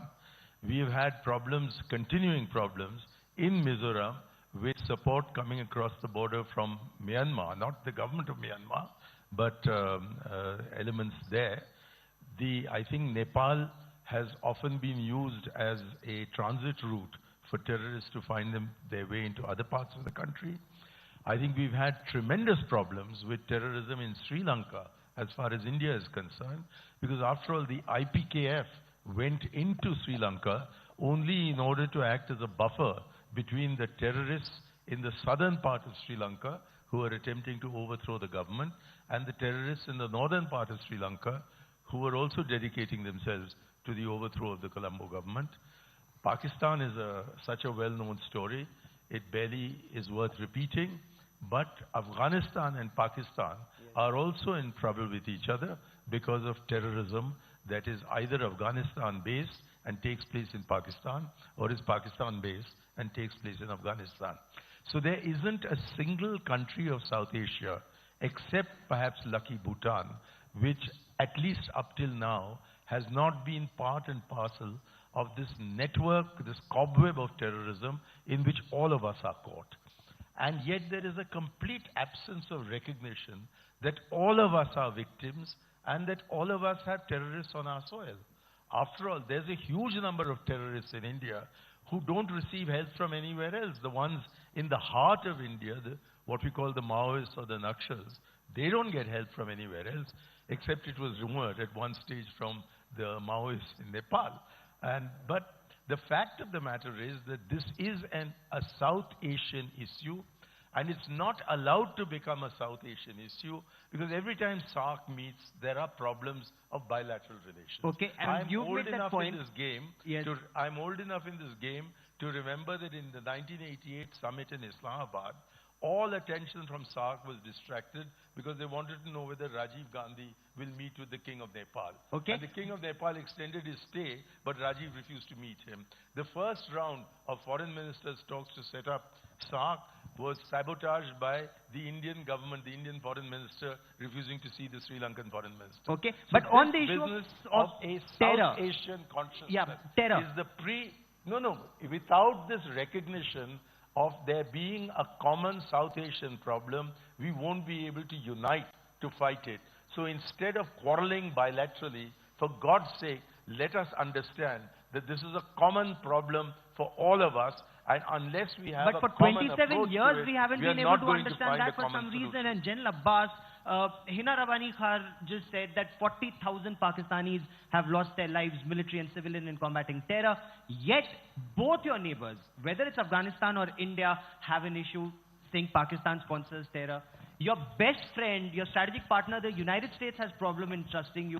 Where is the problem, sir? Well, you know, Pakistan is in this war along with the United States and Afghanistan since long. And it has learned the lessons also. The more you'll create political differences with your neighbors, with each other, the more space will be available to these kind of groups to thrive. And one good thing which has come up of late is Pakistan and Afghanistan setting a new trend by joining hands together on a course of, forming a mechanism to deal with this terrorism. One experience that we have gained in this is that you may blame Pakistan Army's past, But it has come a long way. And at present, when we see the institutions eroding or not up to the mark, the army is providing a very stabilizing, it's a stabilizing factor. Some external factors like US leaving Afghanistan at the peak created a vacuum, and look what happened to Iraq when the army was destroyed. Look what happened to Syria and Libya. So in case if you think that the army is a problem, I think it has come a long way. It is supporting the government. No longer supporting terror? No longer supporting terror groups? It is, in fact, it is reversed. It has gone into de-radicalization. It has gone into re-employment. It has gone into containment of these terror groups. And therefore, you see these terrorist groups attacking Pakistan. That's a big headline point you're making. I think one thing which was missing, I personally feel that there was a lot which we achieved under composite dialogue. One component which did not work, which did not fail to deliver, was a joint anti-terrorism mechanism which was formed under composite dialogue. That's unfortunate. And I personally feel that there was no political will or resolve to push it forward. Now is the time, I think, this we can move forward like way we are doing with Afghanistan. Unless we do it and review it as a regional problem, I think this problem will expand itself. Okay, let me get Meenakshi Lekhi to respond to that. Those are heartening words, if true, General, that the Pakistan army appears to be mending its ways and no longer, sponsoring terror. Meenakshi Lekhi, is that encouraging? No, absolutely not. In fact, the figures show a different story, and I'm going to read out a certain figures. The figure is that 5,379 terrorist-related fatalities have happened in 2013. 1,000 less than previous year. And in this year, if you check the numbers, 2,472 terrorists killed and 1,702 killed in 2013. So numbers have reduced because less terrorists have been killed. And further, the state forces, personnel getting killed in ambush are also reduced. And what has increased is the civilian mortality. So what is happening is, on the ground, that state-funded terrorism is prospering. State forces have taken their hands off in ambushing the terrorists, and because of which civilian forces are dying. And it is in this, civilians are dying. So I think that is what needs to be corrected so far as Pakistan is concerned. Because what Pakistan is trying to do is speak something and they never walk the talk. They say something else and act completely differently. I would want a person like General Atar Abbas to walk the talk, to counter terrorists in his own country, because they have created a Frankenstein and they are going to suffer. Okay. General, since that question's been raised to you, you must respond to it before I go to Manishankar Iyer. The perception in India is that while Pakistan is battling terrorists in Waziristan, it's not doing that in Punjab. Look, we have gone into Waziristan also. There were problems with the Americans, with the Afghans about the balance between the long-term interest and short-term interest. We never wanted to take an action which by effect would have gone or created an effect where the tribals would have gone against Pakistan, and that would have been very damaging for Pakistan. It has done, it has cleared. The figures speak for itself. Over 5,000 officers and soldiers have been killed in this war. The figure is about 50,000 civilians killed. The ratio of officer and Jawan is 1 per 12 Jawan, 1 officer per 12. It's a huge loss that the army has suffered in that. And because of dismantling and de-radicalizing the jihadi groups, they have attacked the army. They have attacked the chief, they have attacked virtually every VVIP. So it is incorrect, it is not a correct perception that when you blame that the army is doing the opposite. I think army is now in the line of fire and it is dealing with that. It needs assistance, it needs understanding, it needs facilitation. So that's what my answer to that Can is. I add one line? One line, quick just one line. Pakistan today has achieved the dubious reputation of having more civilians killed than Afghanistan. So Afghanistan has improved its status, whereas Pakistan has come down several notches down. Manish Shankar Iyer, you understand Pakistan so well. Does Pakistan Army follow double standards? While it takes on terrorists in Waziristan, it refuses to target India-centric terrorists. And is India wrong in saying target Lashkar-e-Taiba, target Jaish-e-Mohammed? I think the Pakistan authorities take a 1.5 standards. They are much more determined to eliminate terrorism from where it really hurts them extremely badly, which is the northwest of Pakistan. Insofar as the rest of Pakistan is concerned, I think we ought to understand that fighting domestic terrorism, even in its external aspect, is a very, very difficult process, which is why we in India have been attempting to fight terrorism in central India for decades and not succeeding.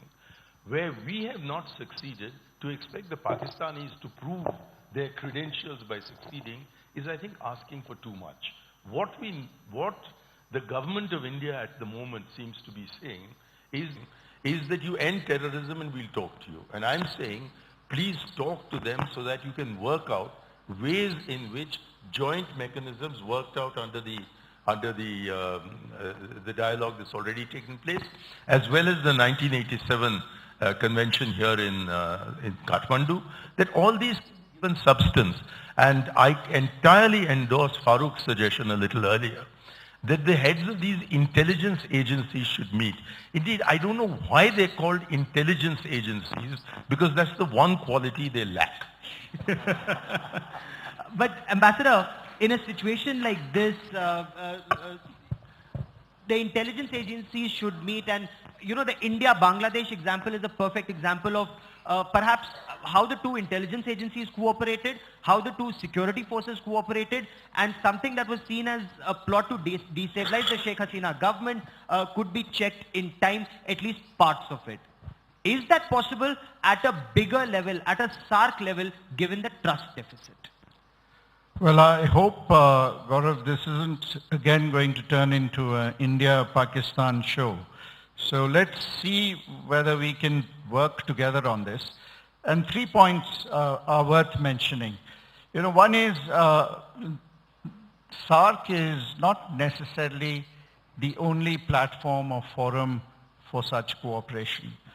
You know, many people in the room may not be aware, but for the last 7 years, we've had 7 training programs for senior police officials from all the 8 SARC countries, senior prosecutors, and judges dealing with cases of terrorism. This has been organized under the umbrella of the United Nations. I have been closely associated with this initiative from day one, and it's working well. There are 2 other very important initiatives on the table. One is the idea of a joint training academy in South Asia on counterterrorism, which will bring together all the relevant stakeholders.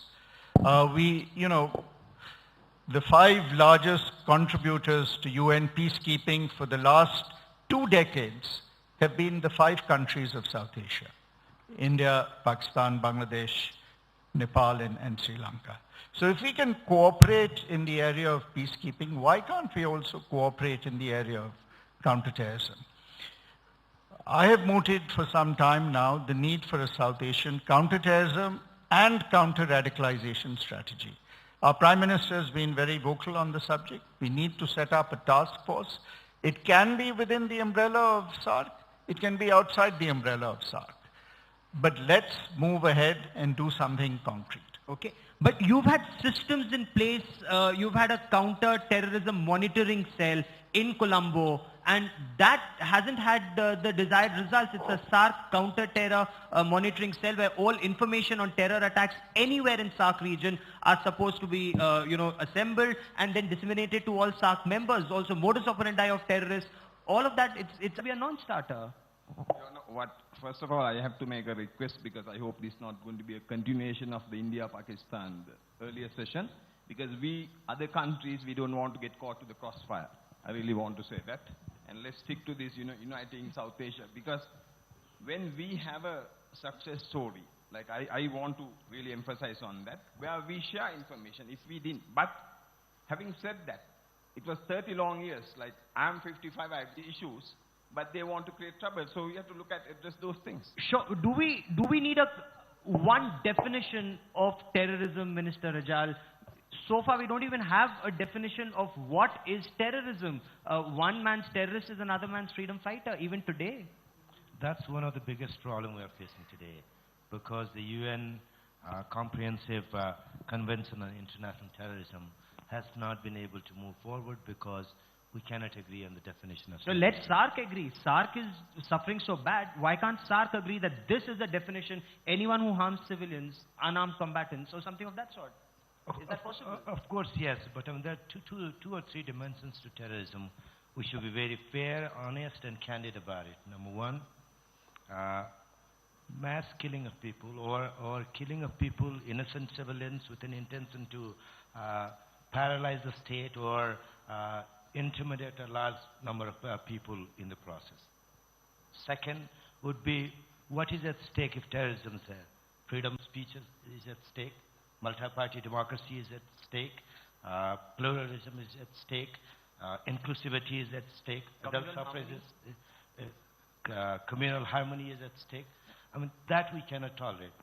But, I mean, if you look at all that has gone into the whole process, I mean, then again, we cannot ignore the root causes behind terrorism. If we emphasize too much on manifestation of terrorism only, then we will not be paying as much attention to the causes of terrorism that are there in the society. And even after we're done with, even if we are successful in wiping out the terrorists, the root causes of terror still stay in the society. I mean, I would not be judgmental about any other society in the region or any other country or society in the world, but I can tell you from our own experience, we're making peace, we're trying to write a new constitution, trying to institutionalize multi-party democracy, writing a constitution that will institutionalize federal democratic republic. Largely, I mean, that's mainstreaming the insurgents. Mainstreaming the insurgents who did disagree. Conflicts are important, but at the same time, we should also be very fair, honest, candid, and to admit that if we tolerate the menace of terrorism, what is at stake is democracy. Absolutely. Basic human in this freedom, region, which we cannot afford. we are not talking about India, Pakistan at all in this, just India and Pakistan, but Manishankar Iyer, 27 years and several conventions on terrorism later. Where is SARC? Can SARC at least agree on a common definition of terror and then move to address it? I think the problem with regard to the definition of terror in the United Nations is more between the Western countries and West Asian countries than it is a problem within South Asia. I think within South Asia there is such a large measure of agreement on what constitutes terrorism that we haven't really had this kind of polemical discussion within SARC. The words have been accepted without much difficulty. The problem is that it has not been given substance. And it cannot be given substance so long as India and Pakistan indulge in finger-pointing and other countries follow this bad example. I think we need to understand, for a SARC mechanism to work, that we need to talk to each other in order to build trust and confidence. And which I come across or listen to or view on TV has least idea what Pakistan is facing and what is going on Pakistani soil. You know, just like Americans, that they don't know about the world or don't care for the world, it appears that the Indian information about how badly Pakistan is suffering and how badly it is faced with this menace is mind-boggling. I couldn't agree more with Mr. Manishankar Iyer that the two countries have to sit down and see the complexity of the problem. You know, if you do not grant that seriousness in dealing with this problem, and in the past, whenever there was a serious problem, we came out with a solution. Now take examples of nuclear CBMs under the composite dialogue. It's too serious a business. And then the thoughts and the talks progressed on that. And we agreed upon so many confidence-building measures. I think the time now requires is a confidence-building measures between the two countries, particularly on the issue of terrorism. Okay. terror CBMs, and I'll come to you on terror CBMs, but I want Meenakshi Lekhi's response on this. Because so many Pakistanis have died, civilians and soldiers in Waziristan, ignore Hafiz Saeed, ignore Jaish-e-Mohammed. That appears to be the signal that's coming from Pakistan. Absolutely, and in fact, I want to discuss what happened in the previous session. A discussion came up about Samjhauta Express. Let me remind the Pakistani citizens that it was United Nations Security Council resolution numbered 1267, which talked about Kasmani, which talked about LET, and which discussed many other such organizations which were responsible for Samjhauta Express. Now, was constrained, we have limitations, we could not control so many external factors which were affecting whatever was going on in Pakistan.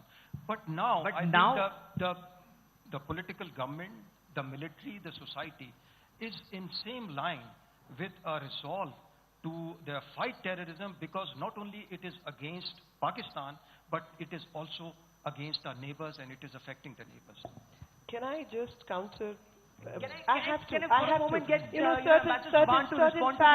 Certain facts have been brought on You record. might become an India-Pakistan. It will Sorry, become an India-Pakistan, Sorry, perhaps. Gaurav, I must answer because something as specific as Asimanand has been raised. I need to respond to that. Okay, 30 seconds. Now, Asimanand and the likes are the follies of the past government in India, and the advantage is being scored by the Pakistan, which is so apparent that Kasbani and the likes were given and condemned by United Nations Security Council resolution number 1267. And I think they better start looking at that. Okay, you've answered that, but this is, let's now look ahead. Ambassador, in a situation where this tu-tu-me-me starts in India, Pakistan and terror. Terror is not a bilateral issue between India and Pakistan. Terror is a regional issue or a global issue. So can there be a panchayat?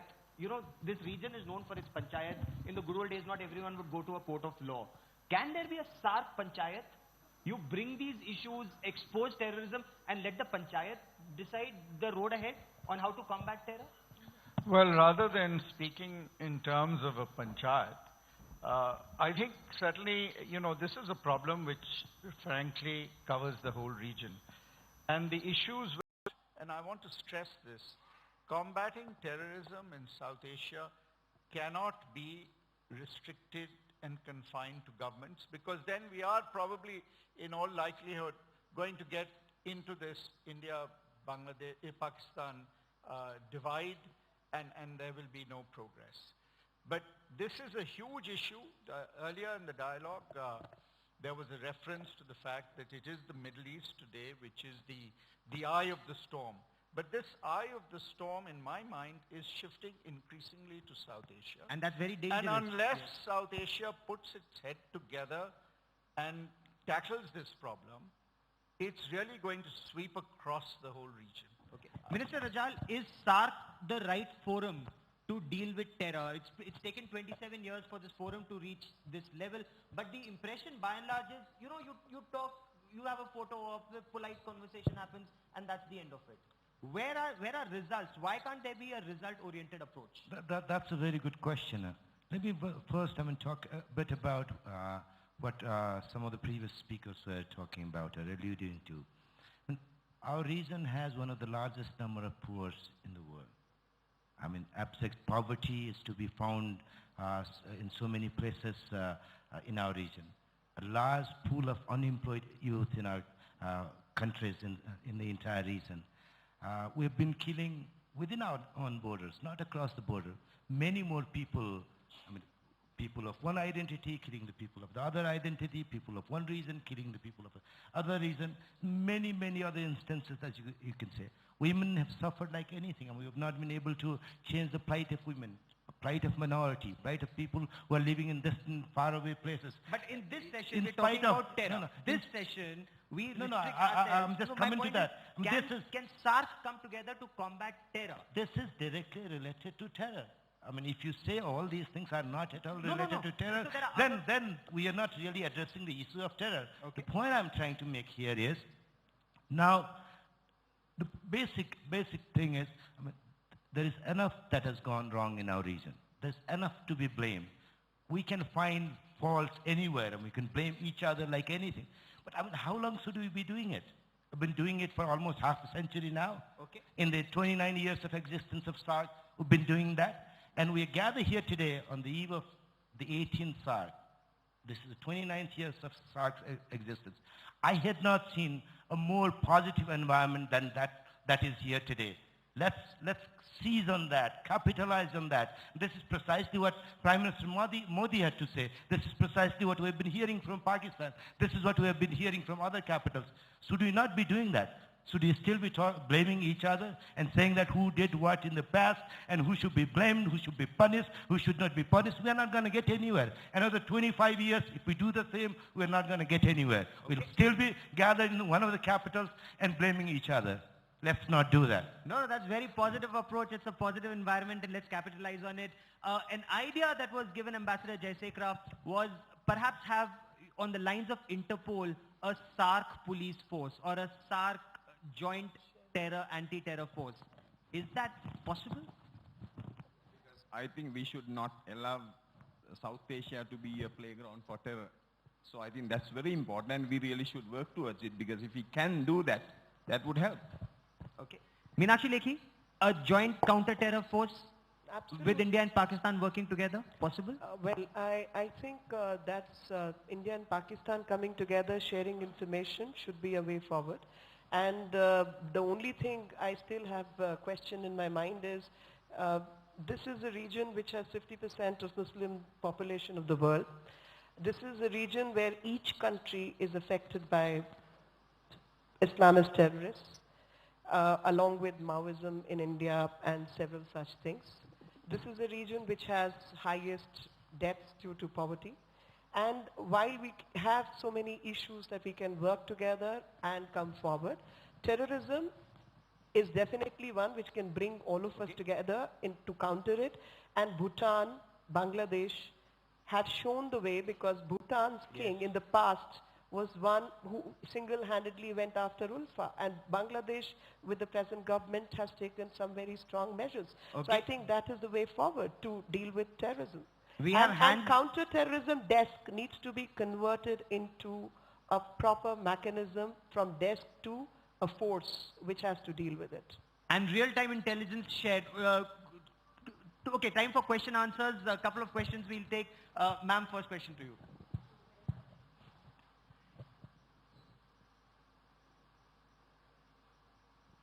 Thank you very much. That was as interesting as the last session. But I don't want to go back with questions unanswered when all of you are here. General Abbas said that Pakistan has gone on record to say what terrorism is. But I think that Minister Rizal of Nepal had an extremely intelligent insight or sensitive insight saying what are the root causes of terrorism. So are the root causes of terrorism for anybody political ambition or religious ambition or white-knuckle poverty which is caused due to oppression? We don't know, General Abbas, what you have said. You know, you go on record and it is a mystery for the rest of us, the Aam Janta of this region. The second question is, and that's for you, Minister Rizal, Nepal seems to have got the perception of being extremely hospitable to terrorists. Lots of terrorists that have actually been then taken to India, I can't say extradited, but you know, who have gone back, who have been apprehended at the border, are terrorists whose target was Indian population, Indian cities, Indian other targets, and they've been found in Nepal. So they are using Nepal as a conduit. Do you know that this might be incubating terror? And how come Nepal is so porous for terrorists in this region? But what are the root causes? First, I'll just give you an example. I know you are very familiar with Nepali context. If you look into, do not even have to get into depths of it, Maoist insurgency. A large population of people who are part of the Maoist movement, became part of the Maoist movement, willingly, unwillingly, I do not know. These are very poor, simple people. Did not know what they stood for. They just wanted a better life. They knew that these are better, and that was not happening. And all of a sudden, followed the people who promised him Wonderland if they use the violent methods. And at the end of the day, what they have realized is, it has not taken him anywhere. The reason, to cut the long story short, what I'm trying to say here is, you can find many pretexts. At times it becomes easier for me to say this is religious fundamentalism. At other times I can say this is Maoist movement. At other times I can say this is a separatist movement. There could be many, many, many pretexts. But the thing is, terrorism is a menace. That's a scourge. Some people try to use it on any pretext. They have to find a breeding ground to involve large number of people. People here, some Maoist movement here found Midwest and Far West Hills as the breeding ground to recruit people. If you just look at people who are recruited, look at region who they are recruited from, or the slogan that's used, then you'll be looking at the only superficial reasons for the behind the real cause of insurgency or terrorism. So we'll have to go a little deeper into this. You have to go a little deeper into the layers that you see right from the top. Jalabas? Yes, what I said was that Pakistan is on record condemning terrorism in all its forms and manifestation. Coming back to the causes, what our experience is that military operations alone, no matter how successful, how much victory it brings, they cannot eliminate terrorism. It can contain, it can stop, it can have military successes. But it needs a political strategy because there are root causes of terrorism, or also you have to take care of that. In Afghanistan, if you see, there was no political strategy to deal with the political causes, what happened in Afghanistan. To this day, not a single Afghan has been involved in international terrorism. What they don't like is anybody occupying their land. Now, there was a requirement to deal it. The military operations should have been part of a wholesome political strategy in Afghanistan. But the Americans ignored, and they suffered because of that. So what I mean to say is that unless you also address the causes, the reasons why such groups or why such tribal people have taken up arms, you cannot go on keep killing them. Sir? Namaste. My name is Kanak Mani Dixit. I'm with Himal South Asian magazine. It seems to me that, especially at the bilateral level, terrorist acts are used as an excuse for the derailment of dialogue.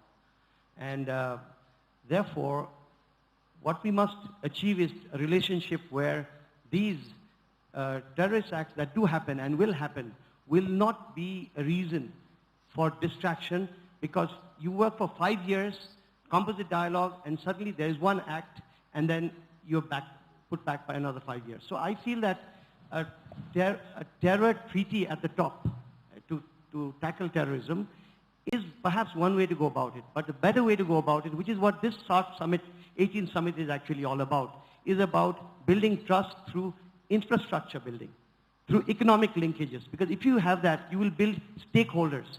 Once you build stakeholders, these blasts that are bound to happen may be not come to the fore in the bilateral relations, because all our countries our governments are impacted by ultranationalism, populism. So I feel that that is one point. The other point about terrorism that I'd like to make is in relation to drone warfare. Drone warfare is being experimented on South Asia more than anywhere else in the world. Now, to what extent is targeted killings something that we need to be worried about through the air, through drones? I'm not even talking about whether it's good or bad, but do we need to be alert as we speak about terrorism and the escalation of conflict in different ways in the future, that drone warfare may firstly spread to other parts of South Asia, which is presently, it is concentrated in the Afghanistan-Pakistan theater. Can it happen? And then, given that drones now are available for $100 in the market, can you then lethalize them? Can not just terrorism outfits, but individuals do that? My question then is for Manishankar Iyer. These are just two quick comments.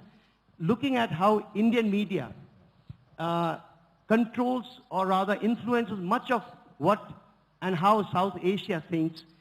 I find it very interesting from this Kathmandu perspective, the lack of empathy shown by Indian media and media personalities towards the incredible challenges faced by individual Pakistani citizens through acts of terror, which seem to be much more per capita than being faced by anybody else presently in South Asia. So my question to you specifically about the role of Indian media in ratcheting up tensions in South Asia as a whole. In my view, if you could put a lock on Arnab Goswami's mouth, we'd have less problems in the circumvention. The fact of the matter is that the Indian media has been playing up all the negative factors in our relationship with countries around India. They have also been playing up a number of negative factors within the country. I think it's most unfortunate. I'm happy to say that there are elements in the Indian media who are attempting to counter this. But the overall impression that is given is that it helps circulation to be negative rather than to be positive. But the answer to that lies in all other elements of civil society, trying to see what they can do to bring back the positive perspective and allow good sense to prevail. Because if good sense doesn't prevail, we are not going to get solutions. And so long as we don't get solutions, we'll continue to be caught in this web of terrorism that is enmeshing not one or two countries, but every single country of South Asia. Well, there are other hands that are up. Okay, last question, because I have to wind up this session for lunch. Mine are not questions, a few points to flag, and then I think these would give us further food for thought beyond this interaction. First is, I come from the other side of the town where the council is going on, is to build on a narrative on terrorism, extremism, radicalism, vis-a-vis governance, sustainable development, and rule of law. I say this with purpose, and which would be vindicated in a few days' time as the summit concludes. Second, you are referring to 1987. But 2008, there was another one, which is Mutual Legal Assistance Treaty on Criminal Matters, which really help us in terms of, that's pending ratification right at the moment. So that should be one of the markers for us to look at. The third point would be that, because that's pending ratification, which is very important. The third point would be references made to two desks, and I'd really urge that you please look at the civil society level on the functionability of the two desks. There's a third one which is upcoming, which is on cyber terrorism or cyber crimes. So from at your level, maybe if you look at that as to how that can be made effective, that would really help. The next point would be that 2005 was a watershed, because that's when SARC Home Minister's Home Secretary's meeting started, and also a police conference. Now, I hear the reference of SARC poll. Actually, SARC poll has been there for a decade on the surface. It's been moving through highs and lows, but I'm quite interested to see that now it's again surfacing. I would hope that maybe it can really travel to its destiny. Thank you. Thank you very much. Those are very interesting points that you made. The fact that SARC poll is there, it really needs to improve. The fact that it needs to be there to improve. It's not, it's still the concept. It's a concept stage. Because it's a great idea if you can have something like the Interpol or the SARC poll or the SARC poll, if that should work. But I would like to thank all our guests for being a part of this panel and discussing these ideas. We can talk more during lunch. Thank you very much. Thank you.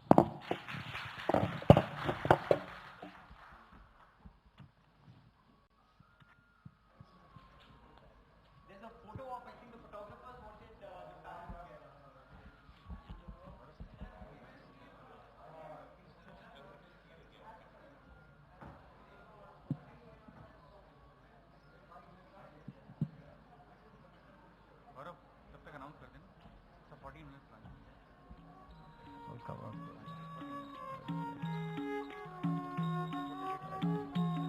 Ladies and gentlemen, we break for lunch for about 40 minutes, and then we come back for the keynote address by Ashraf Ghani, the President of Afghanistan.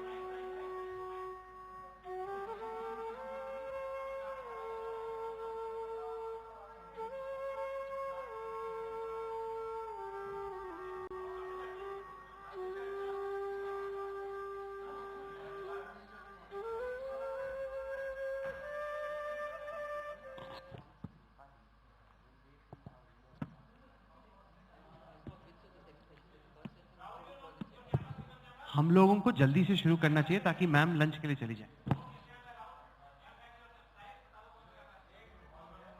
और हमें 14 minute से ज्यादा करने की जरूरत नहीं है, तो जैसे ही 12 मिनट हो मुझे बता देना ताकि हम खत्म कर दें। कौन बताएगा कि 12 मिनट हो गए? बताएगा कौन? आप जैसे भी मेरे को हम ज्यादा रोल नहीं करना चाहते तो बताए। कोई सुनिए, ताहिर आप बताएंगे 12 मिनट के बाद आप मुझे बताएंगे। मैम माइक पकड़ लीजिए प्लीज।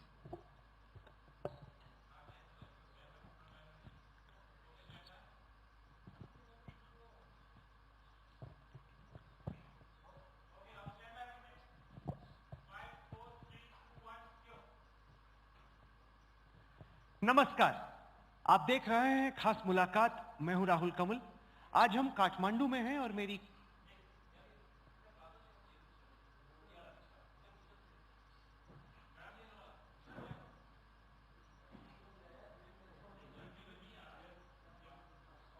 कुछ नहीं होता। चौधरी साहब शुरू कर दो, ताजमहल मत बनाओ।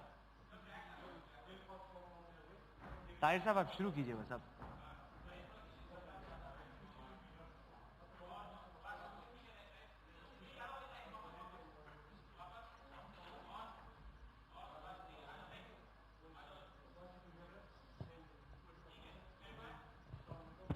घड़ी पे नजर रखिएगा आप चौधरी साहब।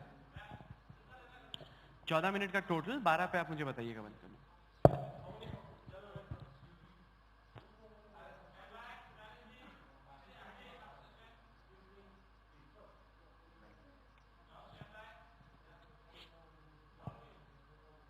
नमस्कार, आप देख रहे हैं खास मुलाकात। मैं हूं राहुल कमल। आज हम काठमांडू में हैं और यहां पर India today global round table चल रहा है। और आज तक की खास मुलाकात में आज मेरी खास मेहमान है पाकिस्तान की पूर्व विदेश मंत्री हिना रबानी खान। स्वागत है आपका। भारत और पाकिस्तान के वजीर आजम इस वक्त काठमांडू में हैं और सबसे बड़ा सवाल है कि क्या सार्क मुलाकात के बायलैटरल के दौरान क्या नवाज शरीफ और प्रधानमंत्री एक बार फिर से कर लें। सॉरी, माफी।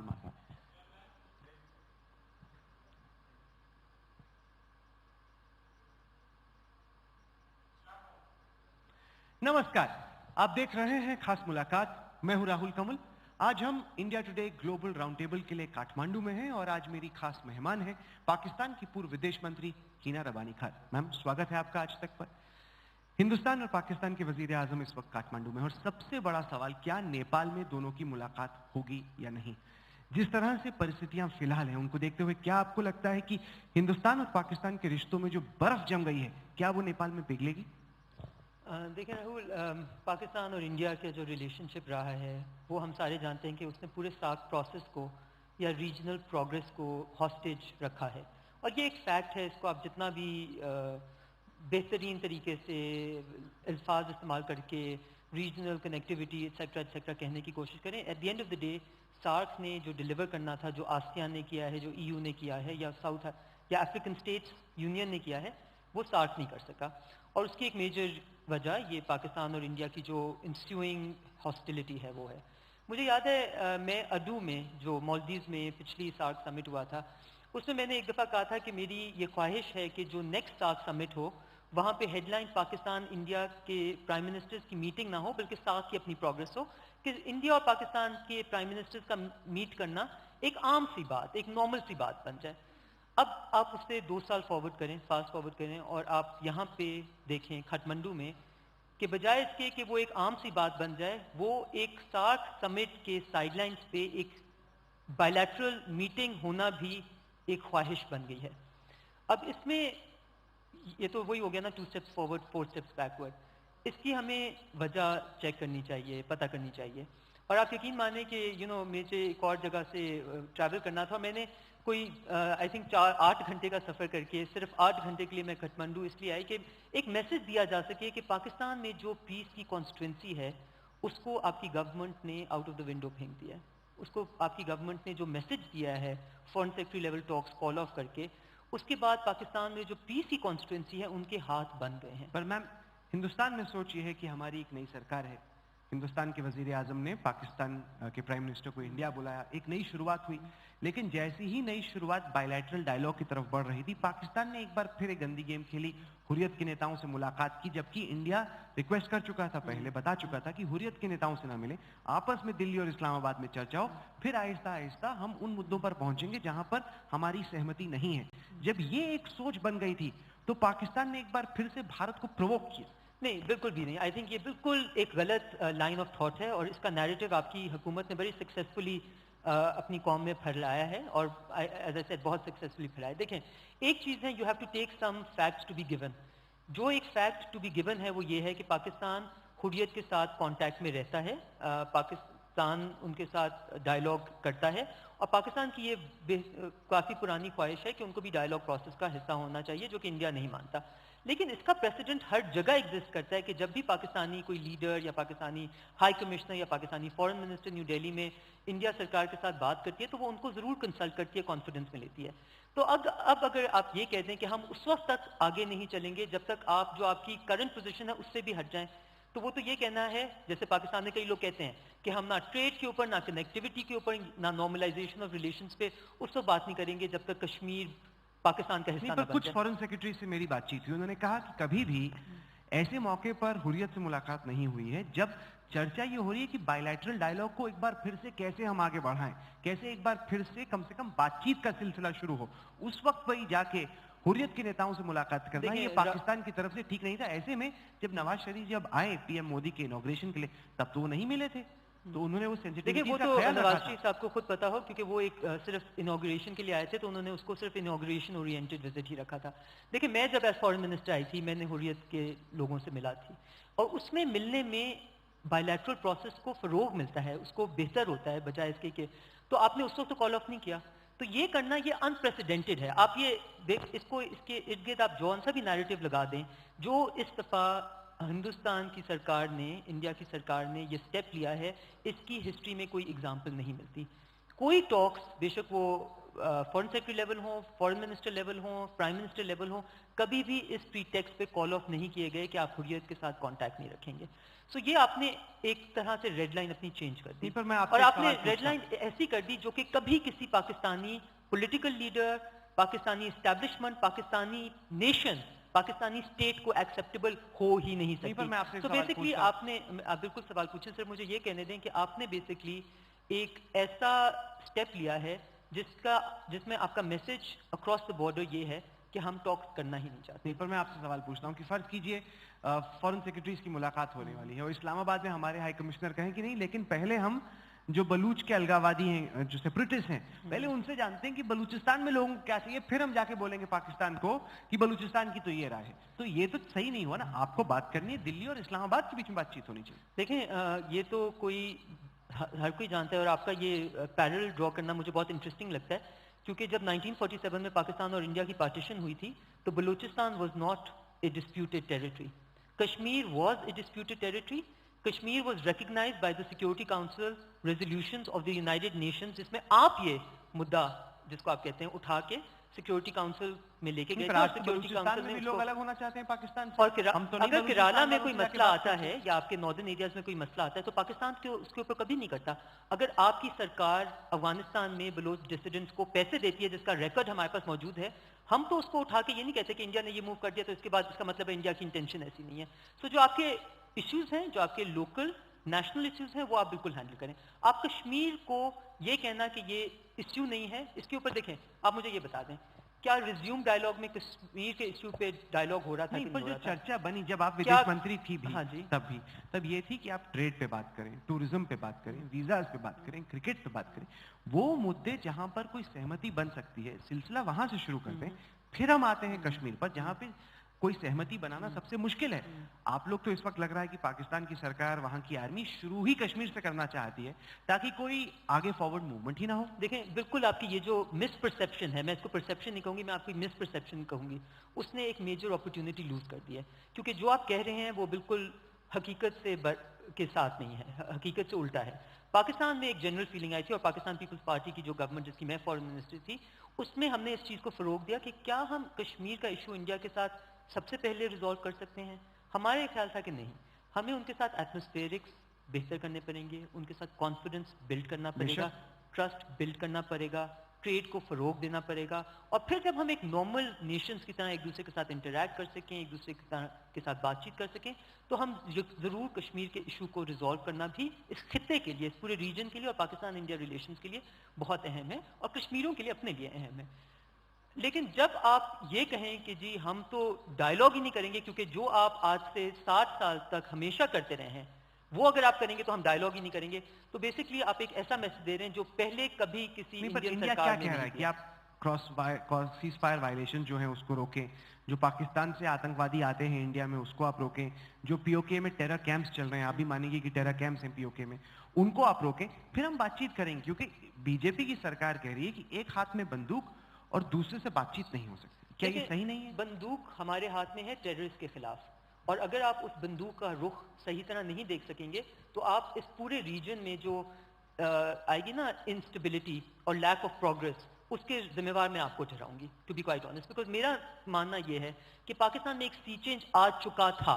मैं था इसलिए कह रही हूँ क्योंकि आपके इस मूव के बाद वो सी change Aahista Aahista filter away कर रहा है, और आप अगर उसको रिकग्नाइज नहीं करेंगे, अगर आप उसको नहीं मानेंगे कि पाकिस्तान में कितने पॉलिटिकल पार्टीज के लीडर्स पाकिस्तान में एंटी हिंदू या एंटी इंडिया को प्रीटेक्स्ट इस्तेमाल करते हैं, कोई भी नहीं, ऑलमोस्ट नेग्लिजिबल, नो वन। यहाँ पे हमने देखा कि बीजेपी का पूरा इलेक्शन मैनिफेस्टो ही हॉस्टाइल टू पाकिस्तान था।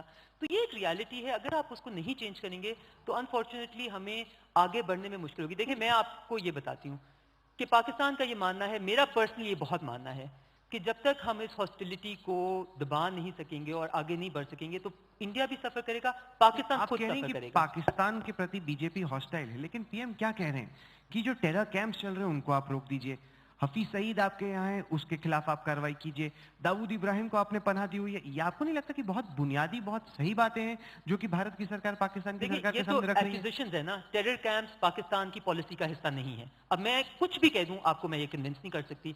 आपने देखा कि 15 सितंबर से आई थिंक 10 अक्टूबर तक वर्किंग बाउंड्री पे इंडिया की तरफ से वायलेशन हुई, वर्किंग बाउंड्री पे आज तक कभी नहीं हुआ। अब ये नैरेटिव आपकी मीडिया तो आपके लोगों को नहीं बताएगी ना, क्योंकि आपके महाराष्ट्र में इलेक्शन हो रहे थे, आपकी सरकार को बेहतर लगा कि उस वक्त वायलेशन पाकिस्तान से हो रहे थे। ये आप लोग अपने आप को ये बताएंगे, हम ये बताएंगे कि 12 लोग शहीद हुए जिसमें एक बच्चा, औरतें भी इंक्लूडेड थी, 40 लोग फर्मली मतलब बहुत ज्यादा इंजर हुए। ये चीज आपकी मीडिया, आपकी सरकार नहीं बताएगी, पाकिस्तान में सिर्फ ये बताया गया जाएगा।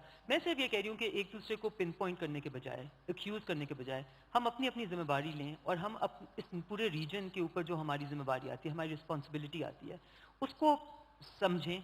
हमारा as the second biggest nation in this region एक जिम्मेदारी आती है, आप पे as the first biggest nation, और एक नेशन जो बिलीव करता है कि उसकी destiny as more than a regional super power, as a global etcetera etcetera. But जब तक ये इश्यूज आप रिजॉल्व नहीं करेंगे रीजन के अंदर, देखिए कौन से रीजन ऐसे हैं जो सार्क की तरह पीछे रह गए हैं। आपको पता है कि इन्फेंट मोर्टेलिटी इंडिया और पाकिस्तान में हाईएस्ट इन द वर्ल्ड है, out of the 3 Nations in the world. तो अगर आप इसके ऊपर अपने आप को कंग्रेचुलेट करना चाहते हैं, आप जरूर करें, हम तो इसके ऊपर अपने आप को कंग्रेचुलेट। मोदी साहब की जो सरकार है वो तो डेवलपमेंट और गवर्नेंस पर फोकस कर रही है, लेकिन कहीं ना कहीं लग रहा है कि नवाज शरीफ पर अब बहुत प्रेशर है पाकिस्तानी आर्मी की तरफ से कि वो हिंदुस्तान के साथ रिश्ते को आगे ना बढ़ाएं। क्या आपको लगता है कि ये बात सही है कि जो कादरी के प्रोटेस्ट हुए, इमरान खान के प्रोटेस्ट हुए, उसके बाद अब आर्मी ने एक बार फिर से पर्दे के पीछे काफी हद तक टेक ओवर कर लिया है और बोला है कि इंडिया पर, फॉरेन पॉलिसी पर, डिफेंस पर आप कुछ ना कहें, हमें करने दें? देखिए ये तो अब आपका एक कंस्पिरेसी थ्योरी मोड है, उसके खिलाफ तो मैं कुछ नहीं कह सकती, बिकॉज आप तो कुछ भी one can think up anything in our heads. लेकिन रियलिटी ये है कि पाकिस्तान में एक peaceful transition from one democratic regime to the other हुआ है। रियलिटी ये है कि एवरी इंस्यूइंग डेमोक्रेटिक रिजीम ने इंडिया को एक फ्रेंडशिप का, एक दोस्ती का हाथ बढ़ाया है। I am no great supporter of prime minister Nawaz Sharif, लेकिन मेरी नज़र में पाकिस्तान पीपल्स पार्टी ने भी उनको सपोर्ट किया कि जब प्राइम मिनिस्टर मोदी ने उनको इन्वाइट किया कि वो जाएं ताकि एक अपॉर्चुनिटी एग्जिस्ट करे, एक अपॉर्चुनिटी पैदा हो। मेरे नज़र में आप लोगों ने जब foreign secretary level talks call of किए, आपने उस अपॉर्चुनिटी को you through it out of the window. तो हुर्रियत से मुलाकात की वजह से जो हिंदुस्तान से मैं आपको बार बार ये कह रही हूँ कि हुर्रियत से मुलाकातें पाकिस्तान के हाई कमिश्नर की एज ए नॉर्मल प्रोसेस होती रहती हैं, होती रही। पर सरकार बदल गई है वाजपेयी जी की सरकार नहीं है, मनमोहन की सरकार नहीं, एक नई सरकार है। Exactly. और इस सरकार ने कम्युनिकेट किया था पहले कि हुर्रियत से बातचीत करोगे तो हमसे बातचीत चलिए मुश्किल फिर हो जाएगी। पाकिस्तानी सरकार अगर इंडिया को ये कम्युनिकेट कर दे कि जब तक कश्मीर को रिजॉल्व नहीं करोगे हम कोई और बात नहीं करेंगे, क्या हम एक्सपेक्ट करेंगे कि आप उसको रिस्पेक्ट करें? You should communicate. ये कहना कि जी हमने ये कम्युनिकेट कर दिया, दूसरे ने एक्सेप्ट किया कि नहीं किया, मतलब आप वो चीज कम्युनिकेट करें ना जो दूसरे के, आप कोई अपने आप को एक ऐसी पावर समझते हैं कि हमने आपको कह दिया ना you better do it else we will attack you. Is that how dialogue is? I don't think dialogue is on the basis of dictation. Dialogue has to be on the basis of negotiation and on the basis of win win. तो अगर इस वक्त पाकिस्तान ने ये मानना है कि हिंदुस्तान ने, इंडिया की नई सरकार ने ये पॉलिसी बना ली है कि हम पूरी दुनिया को रीच आउट करेंगे, हम पूरे रीजन को रीच आउट करेंगे, लेकिन पाकिस्तान के साथ हम हॉस्टिलिटी की पॉलिसी फॉलो करेंगे, और इस पॉलिसी के पर जरिए ये जो कह रही है सरकार कि आप हुर्रियत से ना मिले, हमसे बातचीत करें। मोदी आप जानते हैं कि मनमोहन सिंह नहीं है, बहुत पावरफुल पीएम है, फैसले ले सकते हैं, दुनिया भर में फैसले ले भी रहे, इंडिया में भी फैसले ले रहे हैं। क्या ये मंजूर नहीं होगा कि पहले फॉरेन सेक्रेटरीज मुलाकात करें, विदेश मंत्री मुलाकात करें, वजीर आजम के बीच में मुलाकात हो? ये जो जाके डिस्ट्रैक्शंस हैं उनके साथ आप ना बढ़ें, क्या ये एक रीजनेबल फॉर्मुलेशन? देखिए, अगर इसको किसी आप नेगोशिएशन के फ्रेमवर्क में रखें तो नेगोशिएशन में तो आप कुछ भी मान सकते हैं। तो मैं किसी चीज़ को भी आउट ऑफ द ऑर्डिनरी करके फेंक नहीं दूंगी बाहर, लेकिन मैं ये ज़रूर कहूँगी कि आपकी सरकार ने जो मैसेज दिया है वो बहुत स्ट्रॉन्ग है, और वो मैसेज यही है कि जो पाकिस्तान को एक्सेप्टेबल हो ही नहीं सकता, अगर आप उसको एक स्टार्टिंग पॉइंट रखेंगे तो आप आगे कैसे बढ़ सकते हैं। खत्म करने से पहले ये बताएं कि अब जब ये फैसला इंडिया ले चुकी है, पाकिस्तान कह रही है कि ये फैसला हमें मंजूर नहीं, हिंदुस्तान और पाकिस्तान के रिश्ते मोदी सरकार के रहते आप आगे बढ़ती कहाँ देखते? देखिए, मैं तो फ्रॉम एन एब्सोल्यूट ऑप्टिमिस्ट काफ़ी पेसिमिस्ट हो गई हूँ, क्योंकि आई थिंक मोदी सरकार का ये फैसला बिल्कुल मेरे ख्याल से उनको खुद नहीं मालूम कि ये फैसला कितना बड़ा था, और कि इस पोजीशन पे पाकिस्तान में कोई पॉलिटिकल लीडर कभी एक्सेप्टेंस इसकी नहीं दे सकता इस फैसले की। अगर ये एक नेगोशिएटेड सेटलमेंट होती कि जी अभी आप ना करें, फिर बाद में फिर इस तरीके से हम करेंगे, etc., that would have been a different thing. But ये outright diplomatically calling off talks on the pretext of something that was always done, there are many precedences of that happening, is obviously giving a very hostile क्या message. Pakistan में एहसास है intellectuals के बीच, आम लोगों के बीच, कि ये जो मोदी सरकार का फैसला है लोगों ने वेलकम किया है, इंडिया में लोग इसका स्वागत कर रहे हैं, जी कह रहे हैं कि बिल्कुल ठीक कहा है? आई थिंक अगर ये बात है तो मेरे ख्याल से जो आज सेशन पहले हुआ उसका जवाब है no never. Can Pakistan and India be friends? Because अगर आप पाकिस्तान का जो पोजीशन है जिससे पाकिस्तान हट नहीं सक रहा, अगर आप उसको एज ए स्टार्टिंग पॉइंट कहेंगे तो मैं फिर से दोबारा यही दोहराऊंगी, ये बिल्कुल वैसे ही होगा जैसे पाकिस्तान कहे कि जब तक कश्मीर इशू रिजॉल्व नहीं होगा हम आगे कोई चलेंगे ही नहीं आपके साथ। तो ये मोदी सरकार का एक मिसस्टेप था मेरे नज़र में। देखें, जो पॉपुलर होता है वो नेसेसरीली स्टेट और नेशन के लिए बेहतर नहीं होता। मेरे नज़र में इंडिया के भी ये इंटरेस्ट में है कि पाकिस्तान के साथ डायलॉग बन के अपने जो इश्यूज हैं उनको आप रिजॉल्व करके आगे चलें, एक ग्रोथ के ऊपर चलें, डेवलपमेंट के ऊपर चलें, इकोनॉमिक प्रोग्रेस के ऊपर चलें, सोशल प्रोग्रेस के ऊपर चलें। ऐसे में जब आप कह रहे हैं कि हिंदुस्तान और पाकिस्तान में दोस्ती नहीं हो सकती, क्या आपको ये चिंता है कि अगर पाकिस्तान से कोई और हमला होता है, टेररिस्ट जैसे 26/11 का अटैक हुआ, तब जो उसका जवाब भारत देगा उससे दोनों देशों के बीच में तनाव बहुत बढ़ सकता है? देखिए, मैं ये नहीं कह रही कि पाकिस्तान और इंडिया के बीच में, मैं कह रही हूँ कि ये जो इस वक्त जिस जगह पे आप खड़े हो गए हैं, जो कि आपकी हुकूमत ने चूज़ किया है, ये पाकिस्तान ने तो चूज़ नहीं किया, ये आपकी हुकूमत ने चूज़ किया, वहाँ से कोई ना कोई इनिशिएटिव अब इंडिया की तरफ से आना पड़ेगा, क्योंकि इस वक्त जो पॉइंट है वो अनटेनेबल है। और मैं सिर्फ ये नवाज शरीफ गवर्नमेंट के लिए अनटेनेबल नहीं है, बल्कि कोई भी गवर्नमेंट जो पाकिस्तान में आएगी उसके लिए ये to take this as a starting point would be untenable. अगर यही चीज़ बैक डोर नेगोशिएशन में होती, बैक चैनल में होती, या you know off the record होती, ऑफ द टीवी स्क्रीन होती, तो anything could be there, endless possibilities. But जब आप ये ब्रवाडो, अपना माचोइज्म अगर आपने इस तरह दिखाना है, तो frankly speaking it's at the cost of peace, and you must recognise that. Line of Control पे भी फर्क है। पहले जब पाकिस्तान एक गोला दागता था, इंडिया से एक गोला आता था, अब पाकिस्तान से एक गोला आता है तो इंडिया 10 गोले दागता है, दिखाने के लिए कि सीजफायर वायलेट होगा तो उसका जवाब। राहुल, देखें, यही है जो हमारे और आपके बीच में गलत है। आप कहते हैं जब पाकिस्तान से एक गोला आता है तो इंडिया 10 गोले बनाएगी। अगर ये आपने इंडिया की परसेप्शन करनी है, अगर ये आपके दिमाग में एक पावरफुल इंडिया का ये जवाब है कि जी आप कैसे ये अस्यूम करें कि पहला गोला पाकिस्तान से आता है? पाकिस्तान में हर कोई ये मानता है कि पहला गोला इंडिया से आता है। तो इसी वॉर में हम फिर चलते रहते हैं, अगली जनरेशन भी, अगले 50 साल भी, अगले 100 साल भी।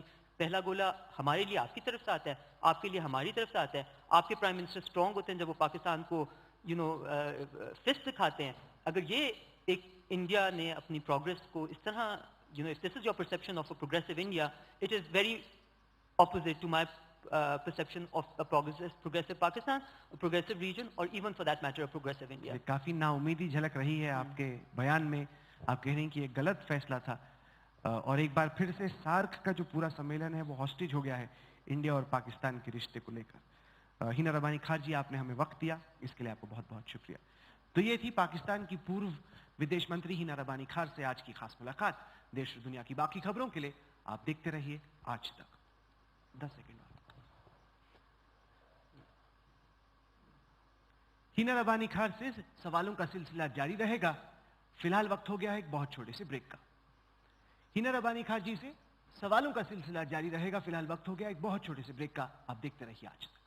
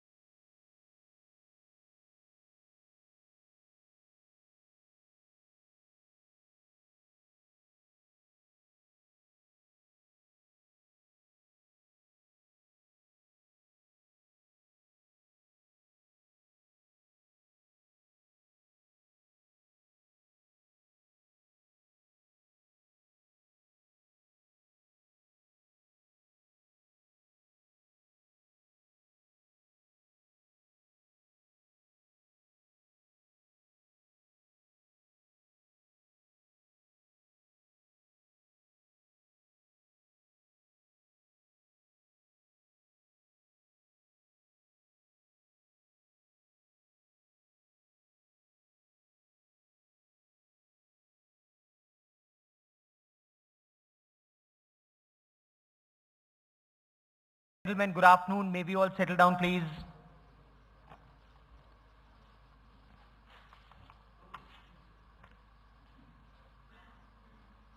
For the keynote address, may I now invite His Excellency Ashraf Ghani, the President of Afghanistan. But before that, Jyoti Malhotra, Senior Editor of the India Today Group, Senior Writer.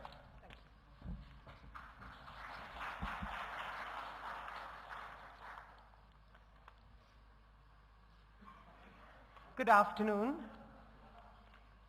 I have great pleasure in welcoming this afternoon to India Today's second Global Roundtable and our very first on South Asia, the President of Afghanistan, Mr. Ashraf Ghani Ahmadzai. A former finance minister to former President Hamid Karzai soon after the fall of the Taliban in end 2001 to 2004, when he carried out radical reform that included the creation of a new currency for Afghanistan, as well as the institutionalization of its budget. A former chancellor of Kabul University, where he ran a program on the effectiveness of states, as well as a former anthropologist. President Ashraf Ghani's short flight from Kabul to Kathmandu this morning, from the Karakoram Mountains to the Himalayas, is really emblematic of the long journey that he has taken from the Habibia School in Kabul in the 1950s, a school incidentally that India helped re-establish after the ouster of the Taliban in 2001, to Columbia University and the World Bank several decades later. He's home now, back in Kabul, hopefully for good. Certainly that's not all. President Ghani's colorful past includes his candidature to succeed Kofi Annan as Secretary General of the United Nations in 2006, as well as head the World Bank in 2007. Instead, he ran the Institute for State Effectiveness, which examines the relationships between citizens, the state, and market forces. Today, 13 years after the fall of the Taliban, President Ghani presides over a national unity government that is beset with several challenges. Despite the combined expenditure of over $1 trillion by the US and its NATO allies, Afghanistan's poverty rate, about 36%, has remained about the same that it was 13 years ago. In addition, as US troops return home, the British, the Canadians, and those from several other countries have already left. There is the drugs mafia, the real estate mafia, as well as several warlords to deal with. Not to mention an increasingly confident Taliban and perhaps even the Al-Qaeda. Once upon a time, not so long ago, Ashraf Ghani, the academic, wrote a book called Fixing Failed States. And yet, Afghanistan remains one of the most beautiful countries in the world, endowed with incredible natural beauty, as well as an immense wealth of natural resources. It has always stood at the crossroads of Asia, bridging north and south, east and west, with a rare dignity and aplomb you will find nowhere else in the world. But I'm getting ahead of myself. To speak of his country, Afghanistan, his region, South Asia, and the world, ladies and gentlemen, I would like to present to you the President of Afghanistan, Ashraf Ghani Ahmadzai. Your Excellency, I would like you to request you to come on stage and deliver the keynote address of India Today's first ever roundtable on South Asia. Would you like to speak from here? Yes.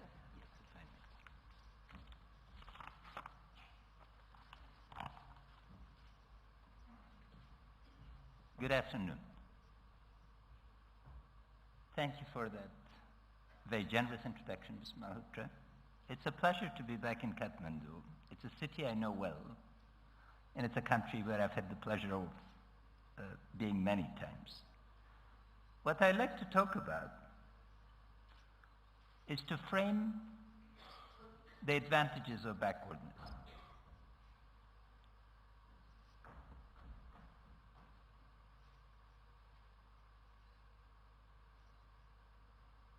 In history, there are rare moments where agency, thought, ideas, strategy can overcome structure, space, geography, and the weight of the past. South Asia is a region where we are on the one hand blessed with the weight of very important ideas, noble ideas. But on the other hand, it's a region that 70 years after partition still has not overcome the sense of the past. If we are to have the opportunity and the imagination to grasp the openness of today, we must be willing to overcome the past. And requiring the past requires that we grasp openness, backwardness as a process, understand its underlying causes,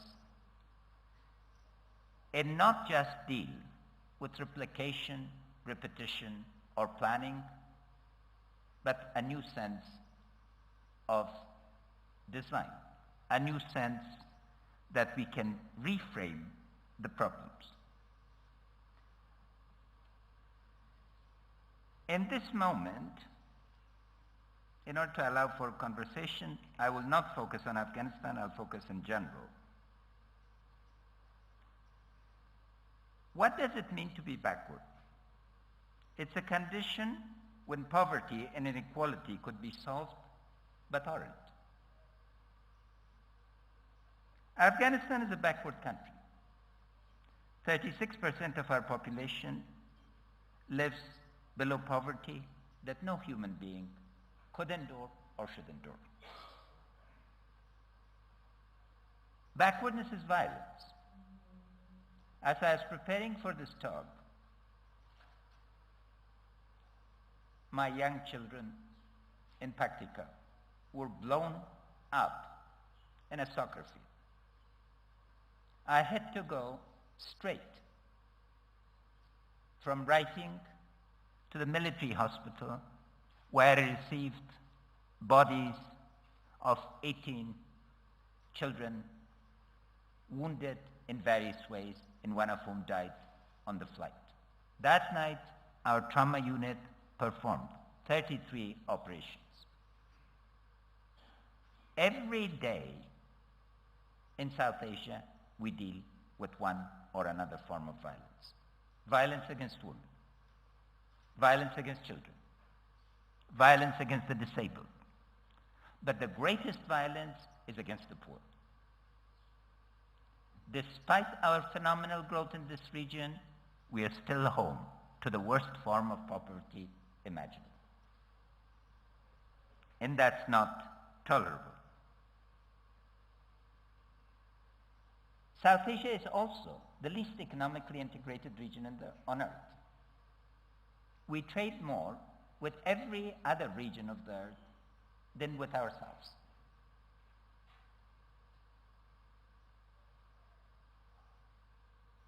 But backwardness is also a global condition. Inequality now has become spatial. Where one is born largely is determined one's life chances. And within the countries, spatial differences, again, are a fundamental driver of inequality. And because of it, despite the demonstration that wealth creation has no limit, we persist on reproducing poverty and inequality on a global scale.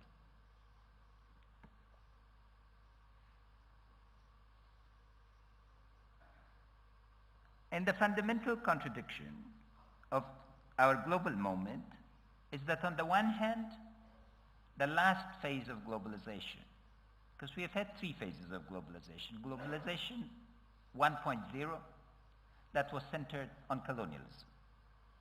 In Asia, roughly from 1850 to 1914. In Asia, was forced into structural backwardness. Globalization 2.0 from 1980 to 2005, which was the heyday of liberal openness with the states retreating to the background. But during the second moment, Asia produced its middle classes. Now both China and India, thanks to their phenomenal growth, have changed for the first time since 1800 the balance of global inequality. Post-2008, we're dealing with a different world. Prior to 2008, the prevalent notion was that the market knew best, the head in hand could not be questioned. After 2008, we are finding a new balance between the market and the state. But more importantly than anything else, we are finding a new balance with citizens. In South Asia, in this regard, is a beacon of hope. All across South Asia, citizens' movements are changing history. The other side, however, is the state systems are under attack by violence and ideology. And the state systems are being judged by their weakest points, not by their strongest. And we in Afghanistan know all too well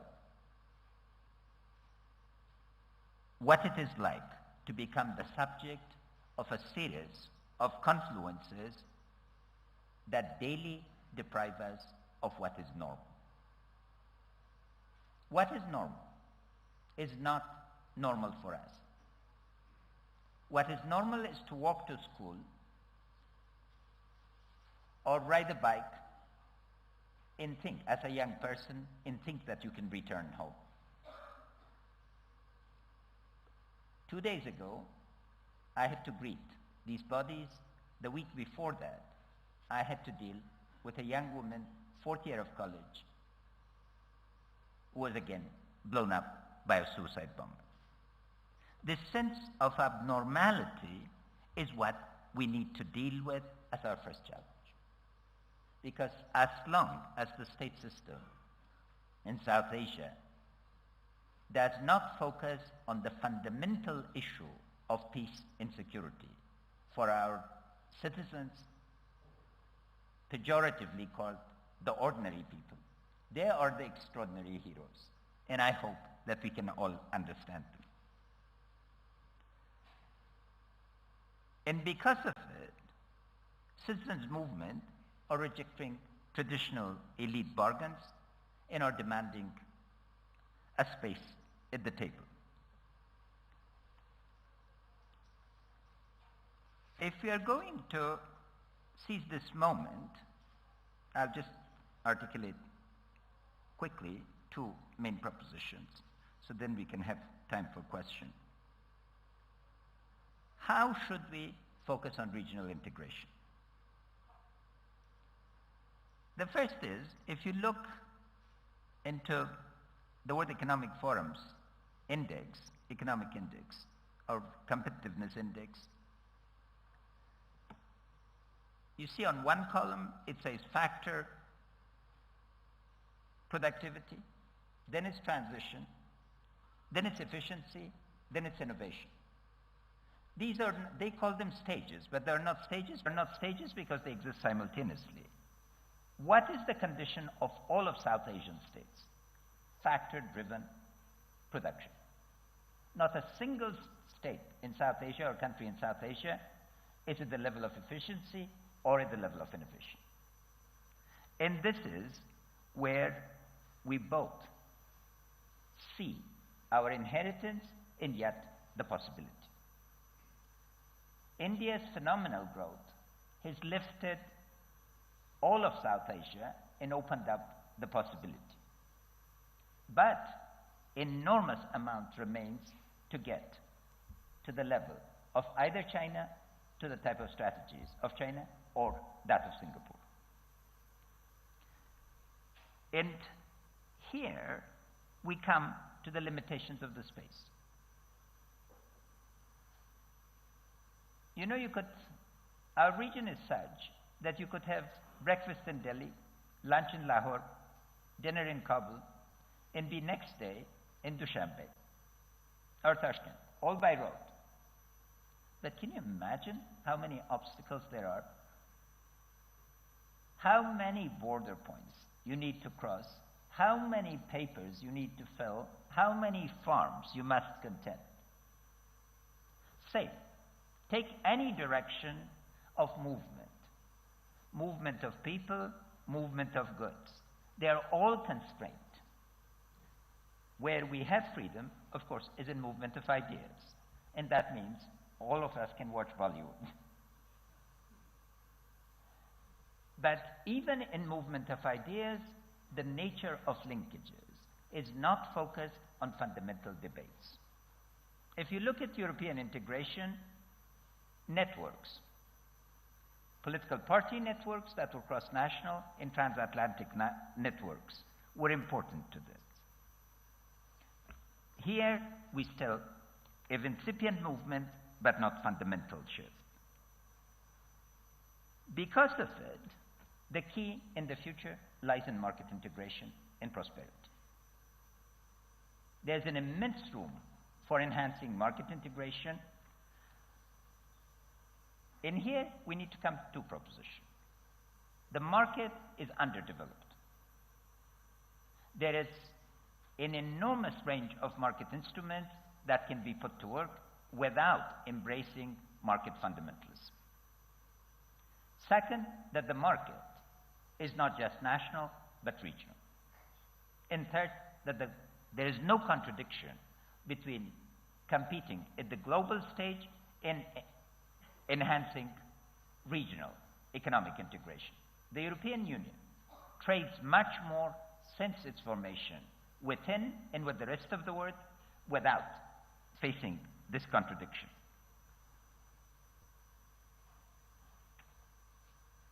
So, but one of the most important parts of our disconnectivity is our infrastructure,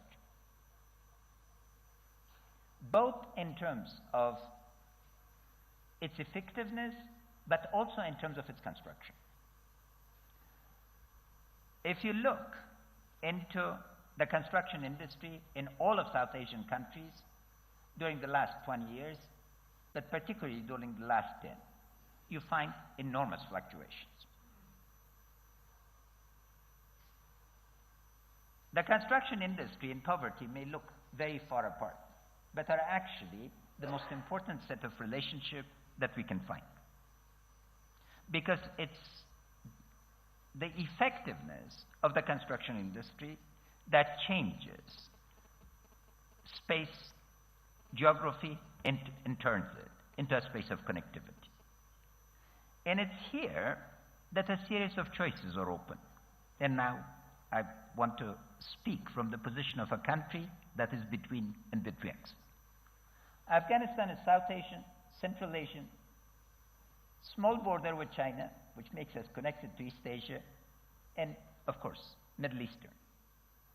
What is the choice? Energy is the driver, and South Asia is the largest deficit. There's 600 trillion cubic meters of gas in the Caspian. It's the largest supply of gas anywhere in the world. The smallest amount of trade between South Asia as a region is now with Central Asia. And this is the historic choice. Will South Asia, as its history of 10th to 19th century and earlier shows, connect to Central Asia through networks of energy, gas, oil, or will South Asia be forced to reintegrate with Southeast Asia and with use of old carbon fossil fuels? South Asia, Central Asia, today is a moment where it's awaiting connectivity. But when you look at Europe's energy plans, where do they focus? Central Asia. If you look at East Asia's focus, where do they focus?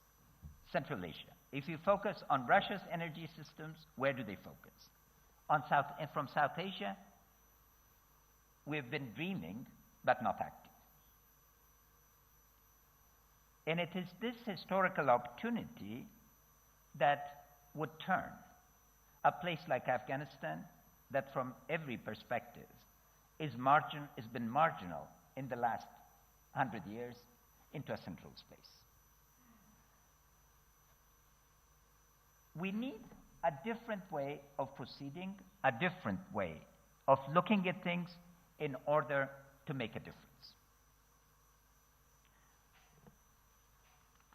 And that means, first of all, that we cannot do development in the usual manner. Project by project, small endeavor by small endeavor. If we want to realize this moment, then we need to think about region-wide projects. We need to mobilize financial resources very differently. We need to mobilize human resources differently. All of the possibilities exist. What is critical is an approach that can stitch the existing elements into a system. I hope that we have this possibility and that we would be able to move from type of politics and type of ideas that were based on command and control to collaboration and communication. Sadi, one of our poets, said, "Deep in the sea are riches beyond compare, but if you seek safety, it is on the shore." I lead a landlocked nation, but Afghanistan will be finding its future in that sea. Thank you.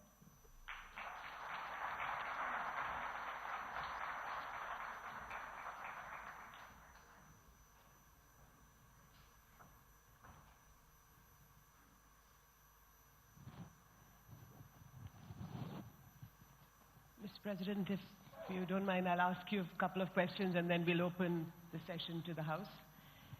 Thank you for your very thoughtful address about transforming the bloodied history of the region, if you like, and looking at the future, not project by project, but region by region. And you talked about having, breakfast in Delhi, lunch in Lahore, tea in Kabul, and dinner in Dushanbe. That's a new one, because we end our journey in Kabul very often. But I also would like to say that this morning we talked about the metaphor of the Grand Trunk Road, that was built by an Indian of Afghan origin, by Sher Shah Suri. But can I ask you why is it that this connectivity and these dreams that leaders like yourself have been talking about for so many years, nothing has happened? Do you lack the political will to do this? Yeah. Well, thank you. What is political will? Political will is not some genius commanding down. Political will comes from a consensus. What we have lacked in South Asia is people-to-people consensus. That's the first problem. Because we've built, since 47, our histories in opposition rather than unity. Second, political will comes from elite consensus networks. The group that should drive economic integration seeks protection. Because as long as you're in factor-based economic productivity, you need uncle's government, the big license Raj, not an open economy. Once you embrace competition in a real way, then your resistance breaks. So you're saying that the elite is keeping the peoples of South Asia apart? The elite has kept the people of South Asia apart. So leaders like yourself? Yes. And that's precisely why we need to take backwardness, again, as I articulated, is when we know better, but we do otherwise.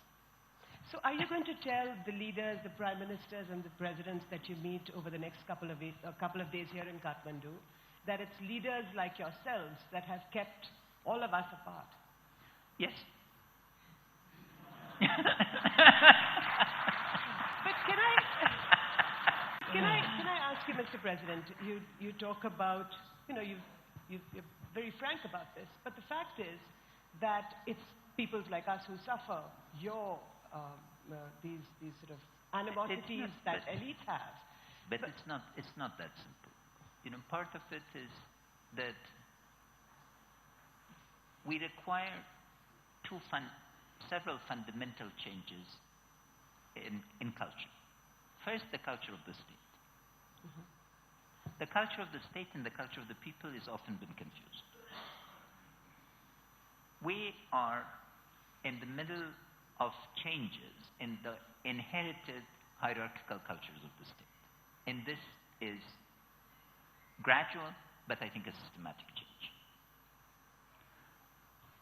Second, we require elite institutions such as yourself.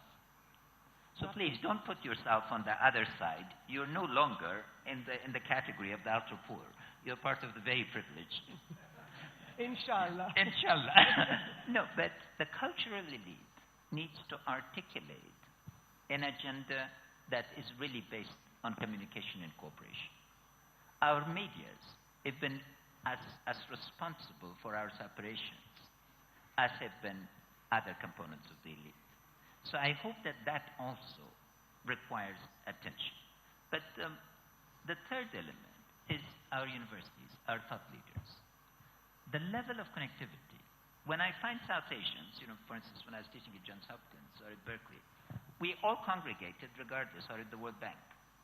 We had immense friendship. All the South Asians congregated? All the South Asians. But when we go and lead our institutions, then it's our national lead. And this is the last. The inherited sense of state structures from Europe of 16th century is my nation right or wrong. Mm-hmm. Now we need to understand that the nation-state system, the state system, is under threat, and we can only avoid the threat by cooperation. Okay, so we no longer really need to fly the flag that we've been flying for so many decades. But I'd like to ask you to sort of help you move away, if you like, to your own country. South Asia, we've talked about how this troubled neighborhood that we live in. But you live in an exceptionally troubled country. The American troops are going to leave sooner than later, and your own security forces are going to take charge. Are you nervous? I led the security transition for 3 years. I've been to every province of Afghanistan 3 to 10 times. I've been to every garrison, every corps command. I know every single general in the Afghan army, police, and security forces. Look, we're patriots. I want to exaggerate a point. Entering Afghanistan is very easy. Getting out of it is another proposition if people come in violence. But are you saying that you don't need the American troops? You don't want them to stay? Look, it's two different things. The American troops were needed in a particular moment in history. That moment has passed. They're leaving on December 31st, 2014, as agreed. But they're staying to help us train, equip, and finance. In 2001, when I went back after 24 years, the land was parched. There was not chair at the Ministry of Finance. 90% of the Ministry of Finance didn't have chairs when I took over in June of 2002. We are a different country with a lot of capabilities. Our strengths should be understood. People focus on our weaknesses. I see our strengths. And the other is, You know, we have national will. But is this national will, forgive me for interrupting you, Mr. President, is this national will enough to combat a resurgent Taliban? Of course it is. It is? It is, because why did I win the presidency? You think if people had not, women who had not gotten into their houses for 30 years were urged by mullahs to come and vote. Mosque by mosque, yes? Look, our backwardness economically is in radical contrast to our ideas of participation in citizenship. Our advantage is precisely that we don't have an entrenched elite. So our citizens are engaged. So the people of Afghanistan will come out and fight the Taliban and perhaps the Al-Qaeda and perhaps the Haqqani network and perhaps several other terror groups that sow mayhem in Afghanistan and across other parts of South Asia. The people are ready. We need to make sure that we deliver on good governance, on rule of law, and on empowerment. 38% of the voters were women. That's a remarkable fact when you see that Afghanistan was subject to gender apartheid. To get 38% of the electorate being women. So, yes, we have enormous challenges. So you're not afraid of being on your own? No, we've been on our own for 5,000 years, for God's sake. You know, what's 5,000 more? But on the other hand, Mr. President, your first trip, of course, you went to perform the Umrah, but after that, your first trip was to China and then to Pakistan only less than 10 days ago. You know India well, you said to me earlier. But the fact is that you have all these other countries in your neighborhood, just the three countries I mentioned, Pakistan and India and China, who want to expand their sphere of influence in your country. Are you afraid that there will be another proxy war or several proxy wars inside Afghanistan? Nobody is going to be able to expand their sphere of influence. Everybody is welcome to cooperate. We provide the platform of cooperation. Okay. Look, 19th century ideas, please put Lord Curzon aside and invoke Mahatma Gandhi and Nehru. They're two different visions. The difference is the vision of sphere of influence is product of Lord Curzon. An imposed geography, and he did not succeed. We beat the hell out of him. But the vision that the great thinkers of independence thought through needs to be realized. You know, the struggle for freedom in South Asia provided new forms of politics. And we need to re-embrace those. Afghanistan is a point of intersection. We want to become the Asian roundabout. For thousands of years, we were the Asian roundabout. The phenomenal engineering talent, computer science knowledge, and others, so that we do the project not in the traditional way, each of these, but do smart grids that can allow us to bypass about 40 years of previous technology. With telecom, we did in Afghanistan. When I became finance minister, we had 100 mobile phones. I started the telecom program. Now we have over 20. And people were saying, phone companies were saying, maximum capacity of Afghanistan will be 400,000. In 4 months, their projection was exceeded. Anuhita? Yeah.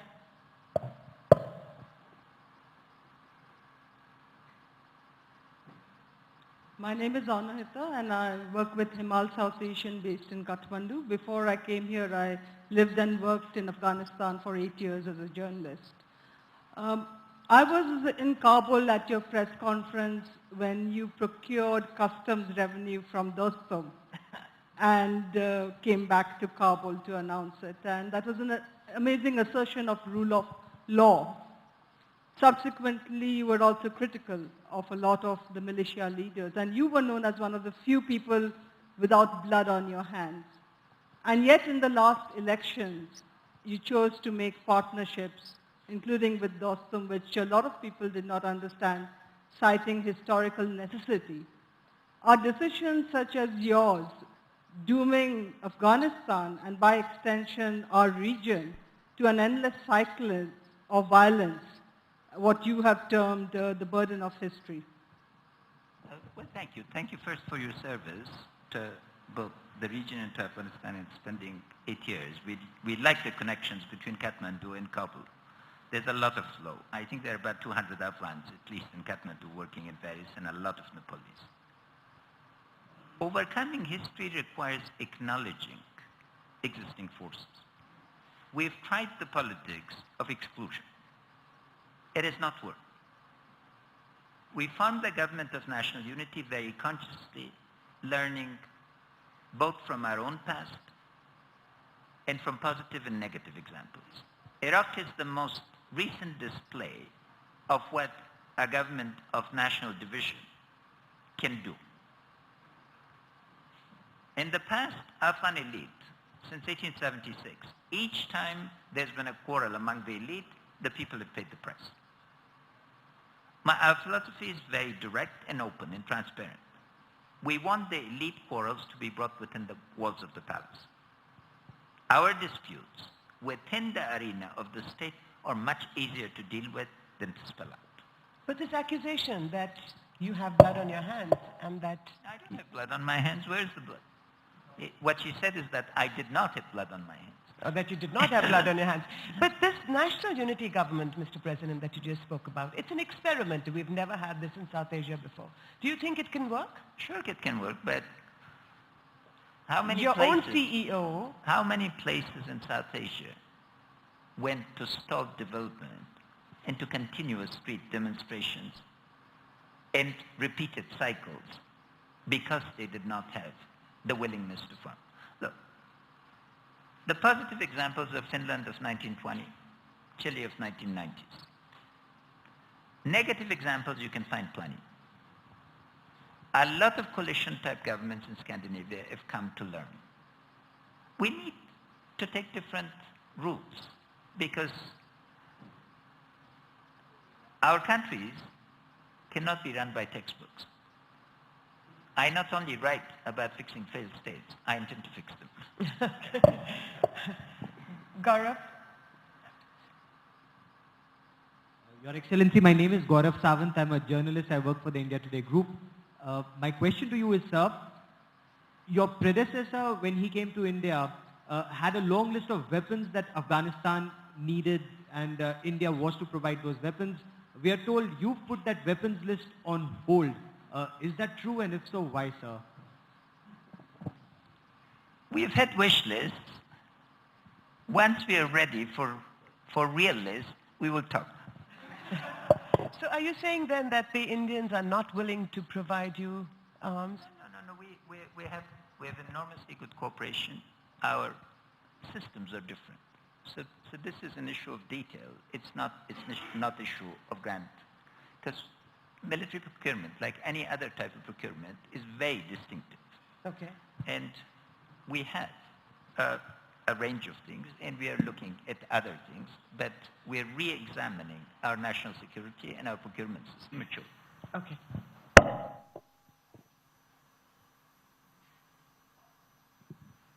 Excellency, my name is Rahul Kamal. There is a strong sense in the strategic community across the world that the Taliban are currently lying low, waiting for the American drawdown to pan out, and as they do, they will rise again. You spoke of national will, you spoke of governance. Militarily, how confident are you, sir, that the Afghan army and the armed forces will be able to beat the Taliban? Well, two things first. One, political disagreements that result in violence always end up being solved in a negotiating table, rarely in a battlefield. War between governments, between states, ends in victory or defeat. Internal conflicts require political solutions. Peace is an imperative in Afghanistan. But let's also understand, conflict in Afghanistan is not driven by politics, it's also driven by criminality. The global criminal economy is $1.7 trillion a year. The international drug mafia is the largest beneficiary of heroin. Drug production has 4 components: cultivation, processing, transit, consumption. The consumers are in advanced industrial countries. They need to address their addiction. And they are not addressing their addiction. We need to work together to address this phenomenon, because now we also have over 1 million addicts. There are transit countries that, again, need to work. And then there's production and process. All of this, Afghanistan is suffering from the ugly side of globalization. Our agriculture, foreign aid in the area of agriculture then is extremely inefficient. We will be able to prevail. But, of course, it's a challenge. And last, again, let me repeat. Peace is an imperative. We need to arrive at peace, but peace is not a national issue for us. It is regional and global, so the key components of that need to be aligned. Because of this, in Afghanistan, foreign policy is domestic policy. We just cannot ignore the interpenetration of the complexity that we need to manage. Nalini, you've been waiting for a while.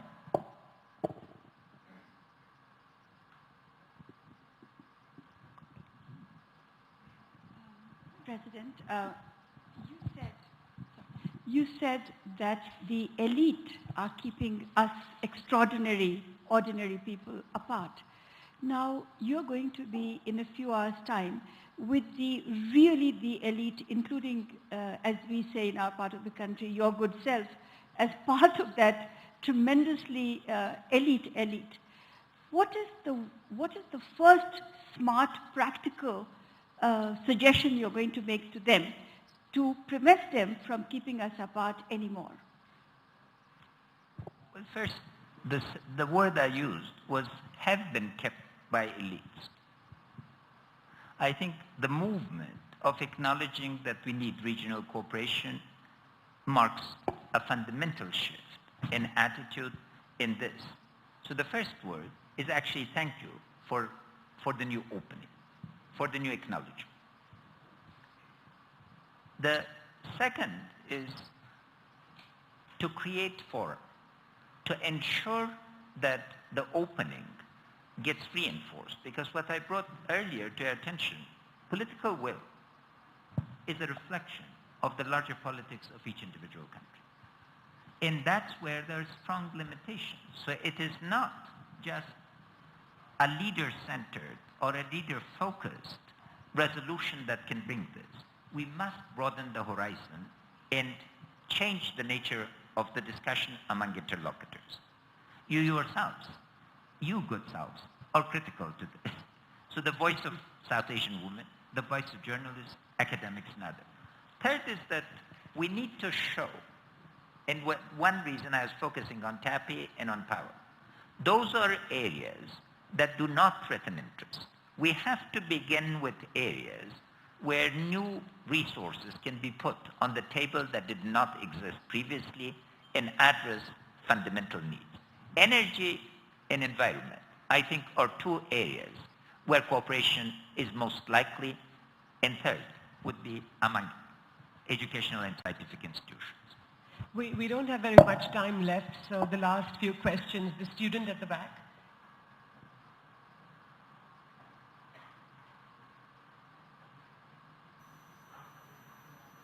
And can we also have a microphone for Ms. Hina Rabbani Kar, please? I'm Aditi Karki, a law student and representing Leadership Academy. Your Excellency, it has been a wonderful experience to hear your insightful words. And to ask you a question, we know we have common problems in South Asia, whether it be terrorism or suppression of minorities or the gender-based violence. And I think it is because of these common problems why we need to look our future region by region. And as you rightly said before that, for this regional cooperation, it is the cooperation that we need most. But cooperation is not something that we develop overnight or even if it is not a single roundtable discussion or a single SARC summit that would develop cooperation. So I would like to ask you, as a youth of South Asia, how would we develop this culture of cooperation? Well, first of all, via the new technologies. You're the fourth generation after 1947. Please look at the world differently. You can look at the world differently in the minute your generation looks at this in leaves, our inherited prejudices, South Asia will start congregating in different ways. I say in my country, and mine is extreme, the young are teaching the old enormously new ways. Our cricket team went from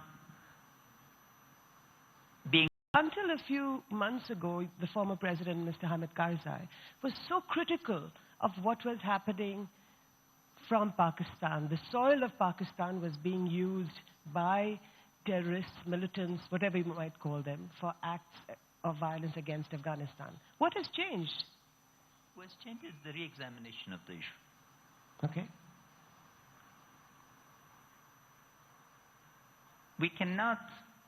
We're mutually dependent. We have a poem that says, when one part of the body hurts, the entire body is in pain. There is an emerging consensus that the network of violence that have emerged recently are unprecedented in history because they're not after taking political power, they're after destroying state systems. And we need to examine our mutual dependence. Our mutual dependence can provide the ground for mutual cooperation. So it's in the re-examination. There was the tragedy of Wagan. I picked the phone and called Prime Minister Sharif. Yesterday he called me back. We need to understand that the two incidents are rooted in the same causes. They cannot be good terrorists or bad terrorists. We need to understand that we have an opportunity. But if this opportunity is lost, the cost would be immense. And the other is to be pragmatic. The old saying, Rome was not built in one day. But we need to think foundationally. We need to look at the deep roots. The example, I'm grateful to Minister Khan, who was a remarkable foreign minister. We were negotiating for months, for years. I want the projects to go. I'm not going to be penny wise and pound foolish. And that is important to build confidence because we must move forward, and that's something new must be put on the table.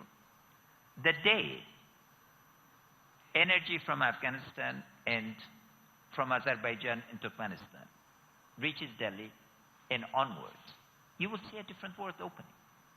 And it is going to take a lot of overcoming, a lot of opposition. I was just recently reading a remarkable article on the social genesis of the European Union. Both the French president and the German chancellor were under enormous pressure not to do what they did. But they did move. And sometimes taking a risk is worth it. So you're saying India and Pakistan, the leaders of India and Pakistan should put their animosities aside and chart out a new future? Yes, and all of us need to put our animosities aside. Ashok? President Karzai, I beg your pardon, President Ghani. My name is... Yeah. Thank you. My name is General Ashok Mehta, and I convene the India Policy Group on Afghanistan, which networks with the Afghanistan Policy Group, which has produced a regional declaration, which also seeks neutrality for Afghanistan. My question is twofold. There are two deadlines in Afghanistan in the future, in 2016. One is legitimizing what people call the artificial arrangement of the National Unity Government. That has to be approved by the Lower Jirga and then legitimized by 2016. The other deadline is complete troop withdrawal by 2016 of the Americans. But the BSA that you have signed, you and CEO Abdullah, says, it reads that American troops can stay at nominated bases till 2024 and beyond. So what does that mean? What that means is what it says. Each side to the agreement can change the agreement with notification. Our horizon, the decade of transformation, a phrase that I coined and President Karzai very graciously accepted, is 2014 to 2024. All our planning premises, designing the withdrawal of the international forces, NATO ISAF forces, has been based on a decade where Afghans will own and lead the transformation process. But during this decade, we still need assistance and we need to understand the changing conditions. So the framework is that President of the United States has made a decision regarding his country's relationship, but simultaneously reaffirmed full commitment regarding financing of our security forces and assisting them till 2024. Absolutely. The last question, Mr. President, from Nalin Kohli from the BJP. Mr. President, that was really very inspiring, very insightful, and certainly a message of hope. I'm sure everyone in this room certainly enjoyed every word of it. My question is away from security and terrorism. You said something amazing in terms of women who had not stepped out for 30 years, and 38% of them voted. That's a phenomenal message. And of course, we understand that there have been challenges that your country has faced, particularly on the gender issue. Specifically, would that be equally, almost as your security challenges you're looking at so optimistically? Do you see that as a big challenge also, translating and changing attitudes and giving them a more responsive and responsible role within nation building? Yes, thank you for asking that. You know, I'm tired of slogans of women's empowerment that do not engage the women in economic empowerment. So my challenge to our North American, European, Japanese colleagues, please don't do seminars, connect us to your chains of department stores. Help me have a Made by Afghan Women label. Open up your markets. Open up your fashion houses. Let us get into your value chains and supply chains. An Afghan woman who has money gives credence to no one. Ask me, I've been raised by my grandmother. She's dead for 30 years and all the estate is still referred to as hers. There, you know, there is the right distinction. Elite women in South Asia have loomed very large because they've had estates and resources to play differently. It's, you know, educating a young girl, now it's become standard, changes 5 generations. But a female-headed household condemns at least 3 generations of women to degradation and to abject poverty. So our poverty needs to be decomposed. And now, particularly with urban women, we really face a crisis. Rural women at least have a modicum of access to food. First studies took place in Bangladesh and determined the cultural habit. Mothers always feed their sons before their daughters, because the son is relied upon afterwards for protection. So changing gender is really difficult. You know, we need to understand how difficult it is, but we should not perpetuate. The rates in our universities, after 9th grade, our girls drop from secondary school. When it comes to university, then there is another massive drop. So one of the things that I'm committed to is to create the first seat in Afghanistan so that the right cultural things. The other side, however, is extraordinarily wonderful. People come from the remotest part of Afghanistan asking for female doctors. And that opens up the dialogue. Well, if you're not going to let your daughters go to school to become medical doctors, who's going to come to this? So we are in the middle of this discussion, and fortunately, you know, we are placing it squarely within rights within Islam, and access cannot be done without legal personality. And it is very, very important that we move on these and relate to them. President Ashraf Ghani, thank you so much for speaking to all of us this afternoon. Pleasure. Thank you. Thank you. My pleasure.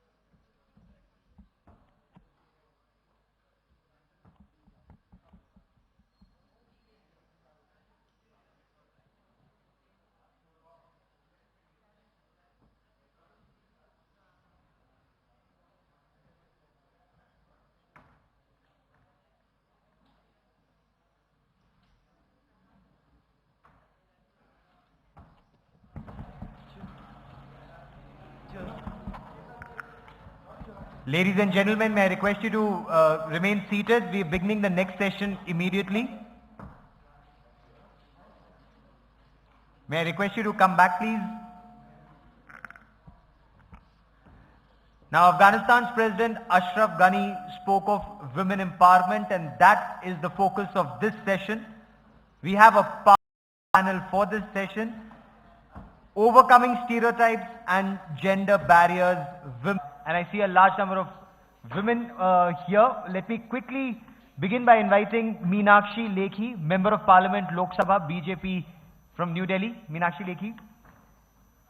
Hina Rabbani Khar, former Foreign Minister of Pakistan. Anuradha Koirala, social activist, well-known social activist in Nepal. And Nisha Adhikari. May I also request you to please join us on stage, ma'am? Jyoti Malhotra, once again, may I request you to come back on stage and moderate the session. Welcome on stage. Nisha Adhikari and Anuradha Koirala. स्वागत है आपका, आइए.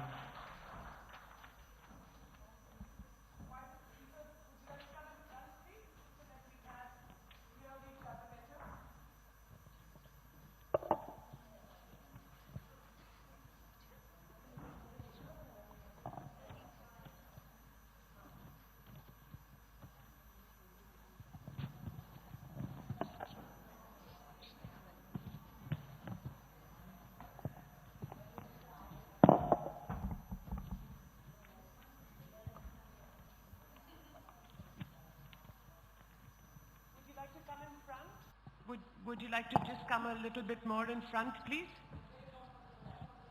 Okay, just the students at the back, why don't you come in front? Come.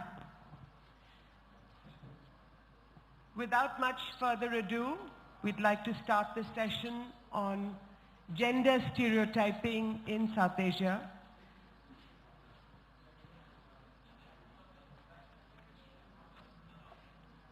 And I'd like to once more introduce my audience to you. From the left, Ms. Meenakshi Lekhi, the Member of Parliament from New Delhi constituency from India. Ms. Hina Rebani Kar, Pakistan's former foreign minister and a leader with the Pakistan People's Party. Ms. Anuradha Koirala of Meitei, Nepal, which is a non-profit organization that rescues women from sex trafficking and helps them stand on their own feet. And Nisha Adhikari, a very well-known actress, television actress, radio jockey, video jockey. Welcome all of you to this session in Kathmandu, Nepal. May I start with you, Meenakshi? What I'd like to do is to try and connect several themes together. You're a politician. We're all of us women here, we all play several roles in our lives. You're a politician, you're a mother, you're a sister, you're an aunt. But I'm just wondering whether you feel that in a region like ours, we are forced to play one role much more than the other. For example, as a woman politician, are you expected to do certain things because you're a woman? I think it comes back to the question to who decides what the role is going to be. And if I have been given the opportunity to decide my own role, I choose the role which I want to play at whatever time I choose to play. And nobody decides, and I don't allow others to decide for me.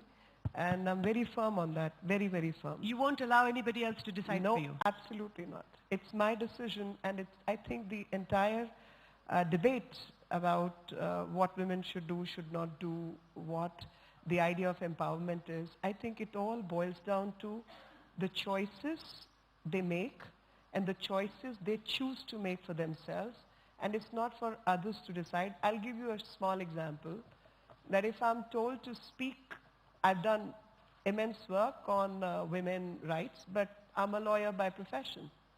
And if somebody decides to say, oh, she's not going to speak in the parliament on the idea of defense or internal security or any of those issues which are very masculine by temperament, I would refuse. I'll say, I'm sorry, I'm not here to discuss gender issues. I know I'm very good at it. But I think you are denying men the right to show their sensitive side, because ultimately men get affected by the status of women as much as women get affected. So let men showcase the sensitive side where they want women to come on board. And I think the president, the Afghanistan president, has just showed that he's concerned. He talked about his grandmother who's brought him up 30 years ago, and he said women were not allowed to move out of homes for 30 years, and he's very glad that 38% of them participated in democracy by choosing to vote. So I think men have a hugely sensitive side to their personality, and we are denying the right to men by only discussing what they are trying to control. I think it's not about control. The quality of a person is quality of a person, and it is irrespective of gender. Women can be brave, and men could be emotional. So I think that stereotype needs to break down. So is this stereotype, Ms. Kar, I'm just wondering, is this stereotype inside our own minds, inside the mind of the woman? For example, somebody like yourself, a very, very successful politician, you're perhaps the youngest foreign minister, certainly of Pakistan, but amongst the younger politicians in your country. How did you decide, did you have sort of obstacles in your way, or did it help that your father was also in politics? Look, I think in the South Asia context, it will be unfair to talk about all women with the same brushstroke. I think South Asia consists of two types of women, if broadly you want to make that demarcation. There's the privileged women like you and me, and many people, practically everybody in this room. And then there are the ones who have to actually go through the gender, not only stereotyping, but the lack of access to education, to possibly health, to similar treatment that is met out to them because they were born a woman rather than a man. To say that that doesn't exist in all of South Asia would be, again, not looking at things as they are.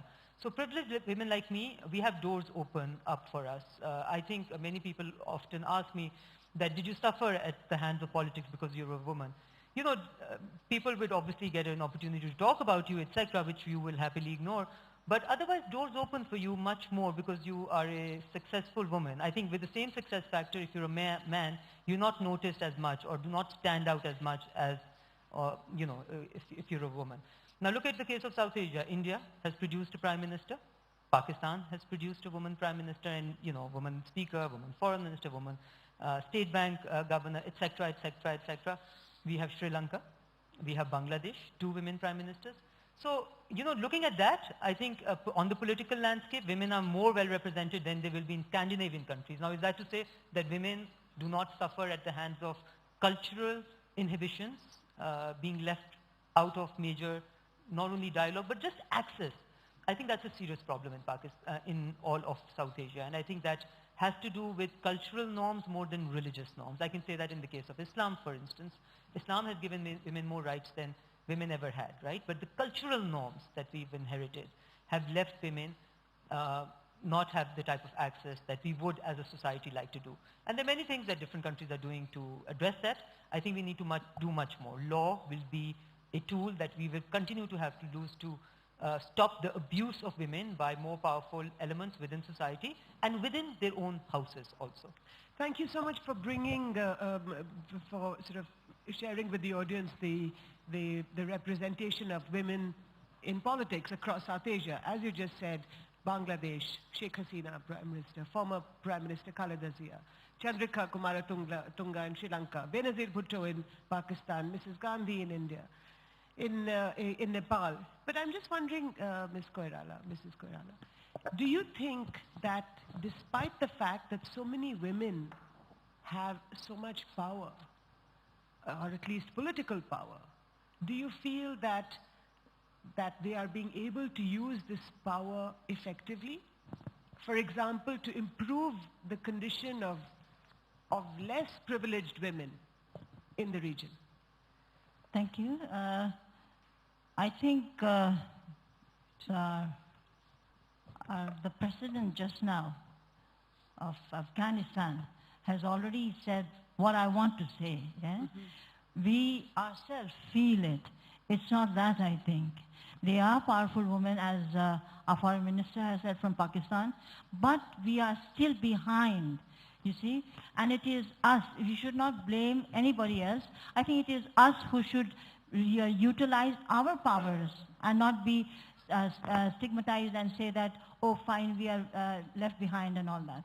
And another thing which I could say is also, you have stated that they were very powerful women, and still they are powerful women in power, but they have not been able to, I'm very sorry, but they have not been able to utilize their power.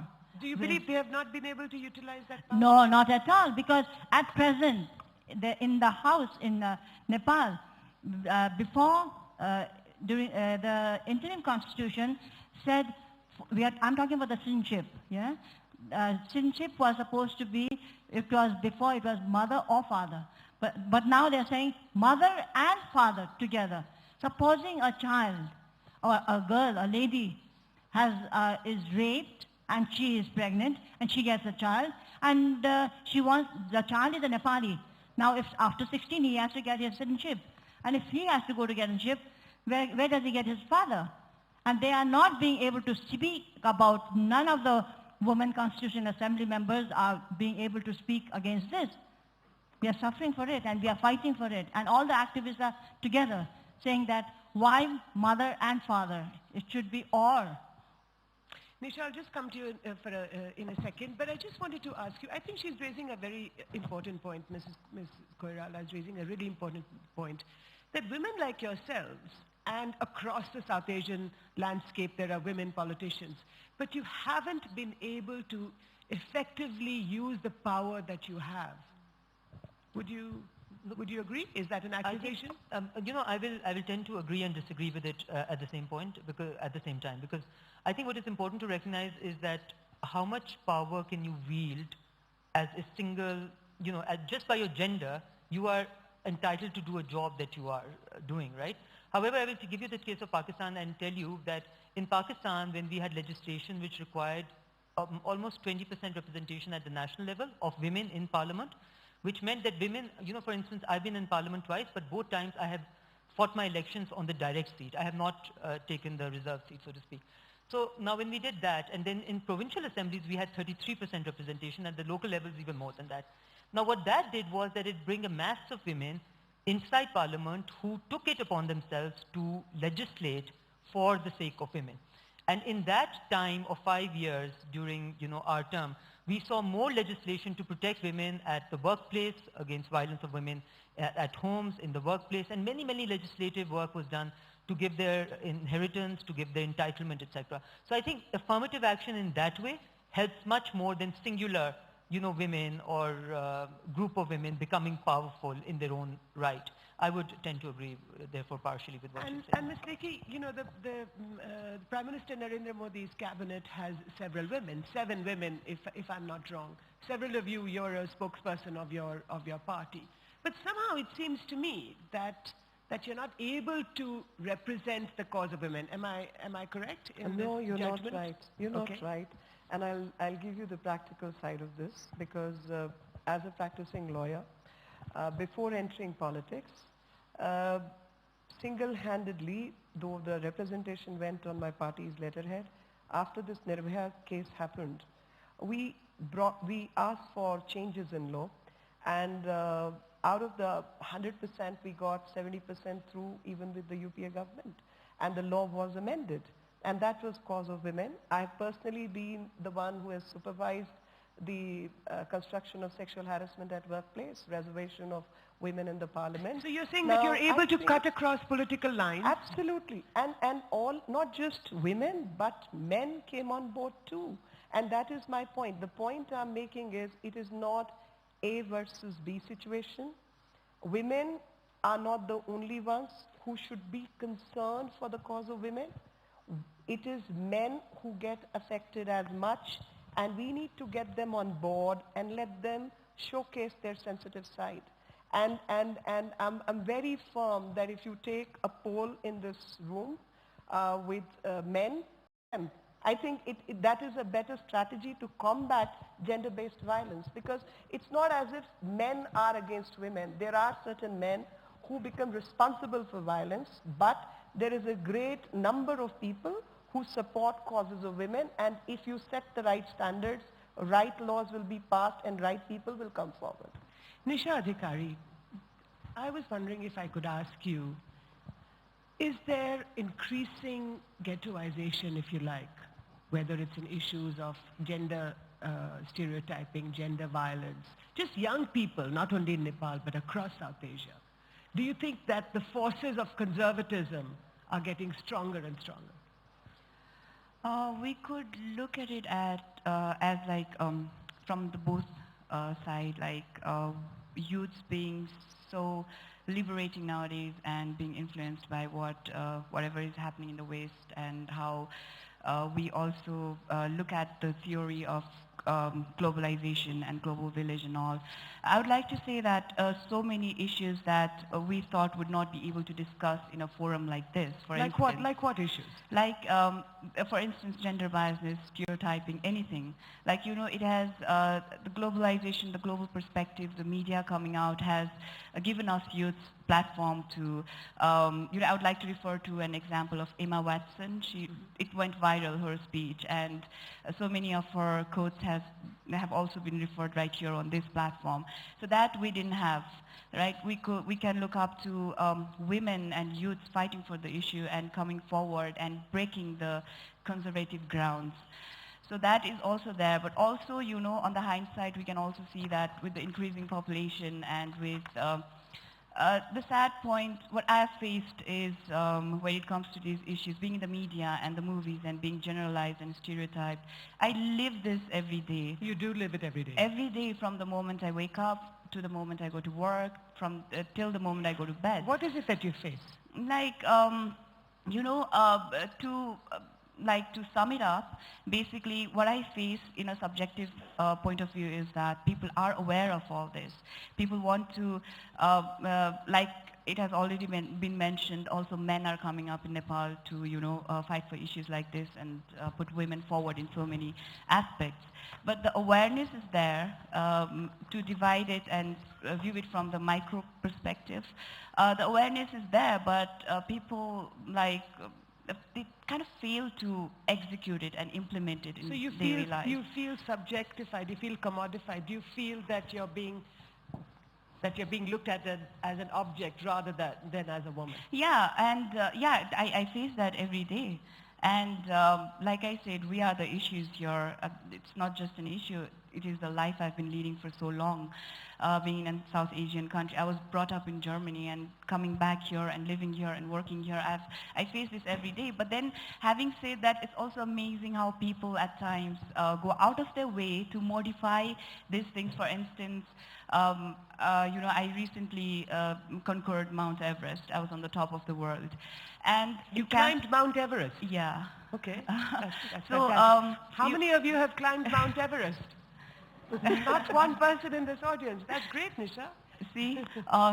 See the difference, right? Yeah, yeah, so, you know, well, while we are in the mountains, in from camp 1 to camp 4, I was supposed to share a tent with a Sherpa. He was my guide, he was my God, he was supposed to save me, we were supposed to look after each other. And sharing a tent in, you know, a regular life basis would mean taboo. My parents would be like, hey, wow, you know, and suddenly I come from the mountains, and it's okay to adjust to the fact that basic survival instincts kick in, and it's okay to actually spend nights with one Sherpa guide, and it is regarded as sort of, you know, still pure and acceptable, and, you know, things like that. So it's amazing how when you come down to the plains, when you come down to Kathmandu Valley, what did people say? Did they... I just wanted to go back to the mountains, like seriously, because it is amazing how Mother Nature never looks upon me as a woman and looks at me and says, hey, you know, there's going to be a blizzard, but since you're a woman, I'll grant you your life, or whatever, you know, like... she takes special care of you. Exactly, she does not. I mean, either you live or you die, and being in the vast, you know, raw lap of Mother Nature, it's a very simple lesson that I derived from it, that, you know, gender bias, it's really sad that we actually have to face this. Right. I'm going to open this discussion to the House, to the audience. If anybody would like to ask a question, I just want to say one thing. 2 years ago in New Delhi, this is in December 2012, we had this horrifying, absolutely horrifying incident in which this young girl was very, very brutally raped. I'm talking about the Nirbhaya incident. And I'm just wondering, it had a huge impact. Ms. Meenakshi Lekhi talked about this recently, she just talked about this, and how this helped change in some way attitudes inside Delhi, if not in other parts of India. But I'm just wondering, did this have an effect, an echo in Nepal, for example, or in other parts of South Asia? Would anybody like to talk about that? Yeah, go ahead.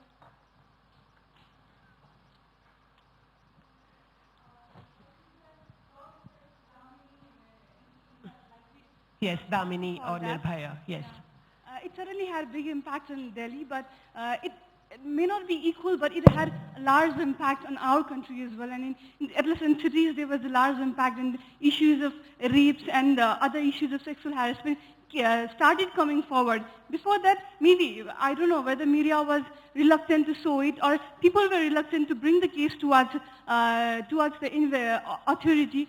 But after those incidents, after that Damini incident, the issues of sexual harassment and rape issues, the issues of gender discrimination started coming forward. And since that year, it has been the campaign for violence against women has been taken seriously in our country as well. I think it was that incident that stipulated or that give fire to this moment of feminism, or what we call, I would not like to call even it as a feminism, but the approach to us, equal rights among men and women. So no, call it feminism. Don't hesitate about calling it feminism, really. But Anuradhaji, I wanted to ask you.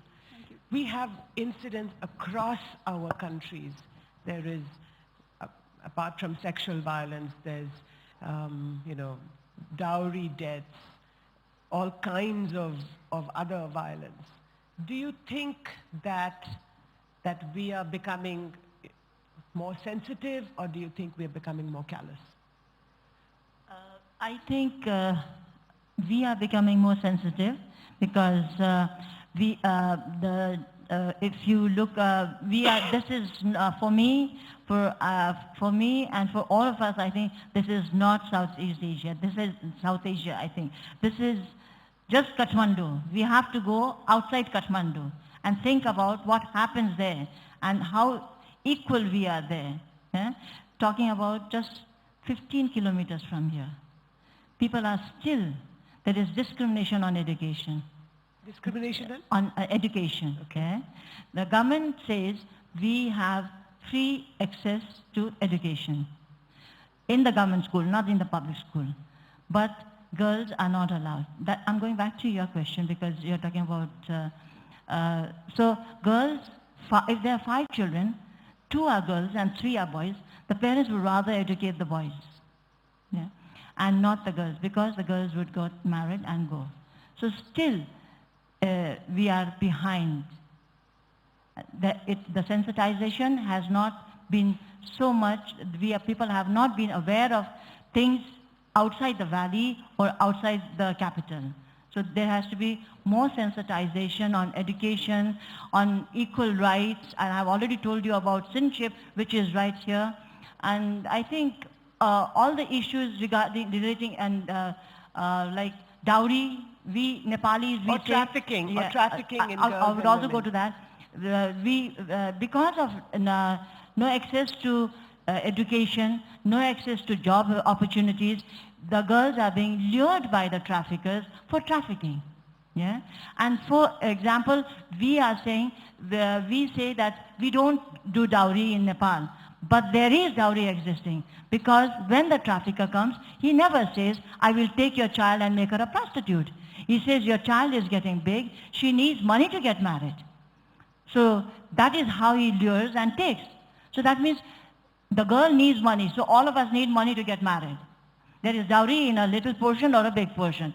So I think until and unless this kind of debate goes on, and if we do not fight for the equal rights of the girls, then and the policymakers, if they don't think about the gender issues, then I think we will still have to fight for another 20 50 years. Please.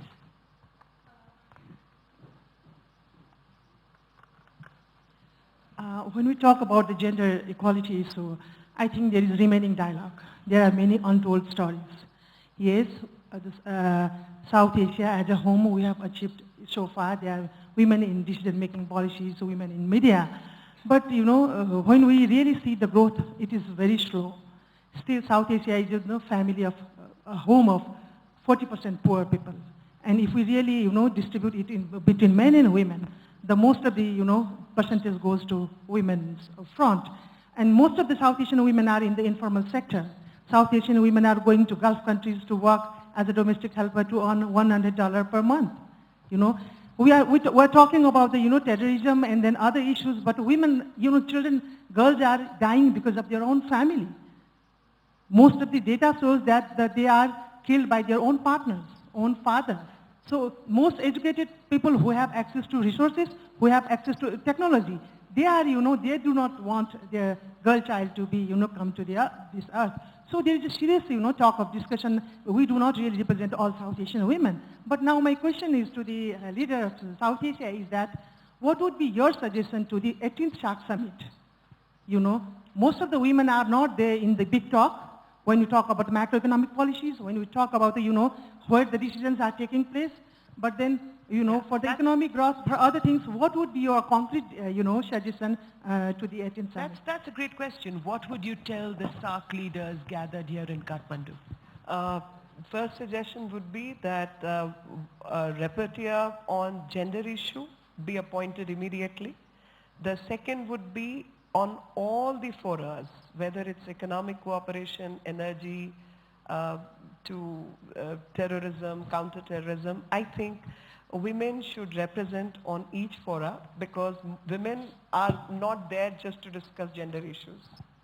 So you have to genderize the conversation. Absolutely. You see, women form the most, the largest minority in every setup, and not just the developing nations as SAARC nations, but across the globe. And that biggest minority in the world is excluded. It is an exclusionary process by which you give them a corner that please talk on gender issues and get excluded from everything else. So I think it is this exclusion which needs to be targeted because women have shown their prowess in even military, which is more masculine than any other job in the world. And one had to fight, and I was there for that particular matter, where permanent commission to women officers in the army was being, and then the court came through, and court took a very strong case against the military. So I think that's how you can break the stereotype. Yes. And two immediate suggestions. Hina, do you have any suggestions? I think it's a tough one because typically, frankly speaking, I don't think putting women necessarily or, taking mainstreaming gender issues has typically, because, I agree, I think a lot of money, external money is also spent on fancy conferences on gender equality, etc., which leads to not, to be quite honest. It's a great platform for people to get freebies in terms of all sorts of interesting things. But really, I believe that if you want to really empower, and again, I think we're all agreeing with President Ghani a bit too much, more than I would like. But, the Pakistan People's Party, for instance, when it came into power, decided to empower women through two forms. One, through legislation. Because typically in sophisticated societies, and none of the South Asian countries currently represents sophisticated societies, where the society itself protects women, as it does in the Scandinavian or many other developed countries. You need strong legislation.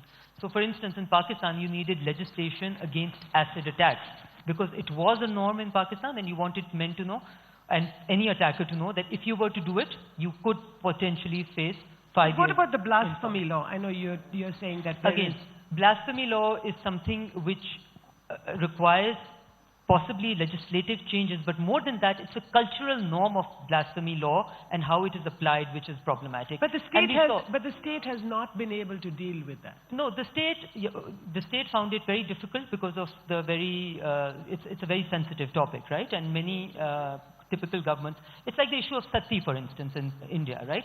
Now, sati in some ways objectifies women in a way that is objectionable to the highest order, right? Because you're basically saying that if your man has died, that you...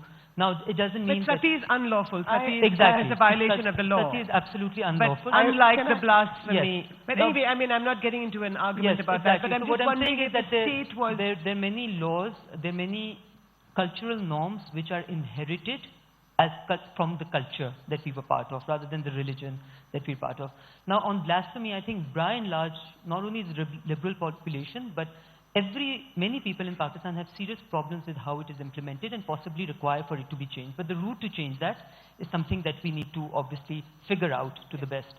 So what I was going to say eventually was that women, the economic empowerment of women is really the road to go, okay? Because when you economically empower a woman in societies like ours, you're giving them a say in that family. You're giving them a say on their own future.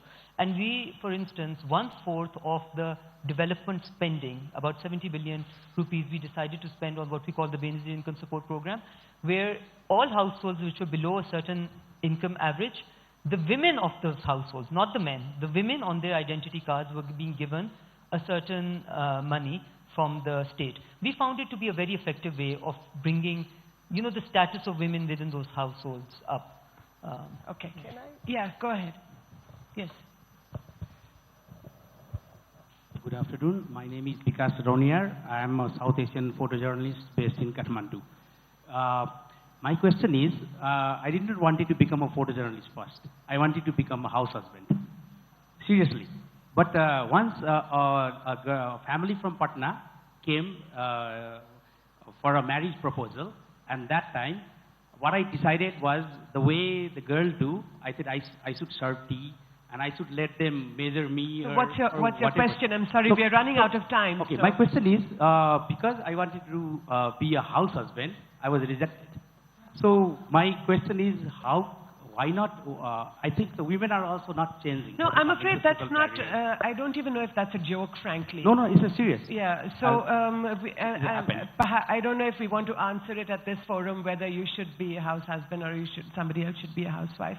But I just want to come back to you, Anuradhaji. And I just wanted to ask you, is that do you think that we are doing enough, all of us, men, women, we want to break down these gender stereotypes? Do you think that we are doing enough across the region? I honestly to tell you, we are not doing enough. There is a lot of things to be done. We have heard prominent leaders. We've been hearing everyone for a very long period. Our country has faced many turmoils, but still there is a lot of things to be done. I cannot repeat again and again. Just simple things like job opportunities, education, equal access, citizenship. We are not given that opportunities. So how can you say there has been done, enough thing has been done? Enough thing has not been done. We all have to, I think someone said just now, what would you say in Shah? Saru said, what would they take to the Shah? For me, I would advise that women's issue should be discussed. And I know, again, women will be left behind in this Shah also. In this arc, yeah. Nisha, I'm going to give you the last word, but before that, Meenakshi Lekhi, your party has won an overwhelming mandate in the Indian Parliament.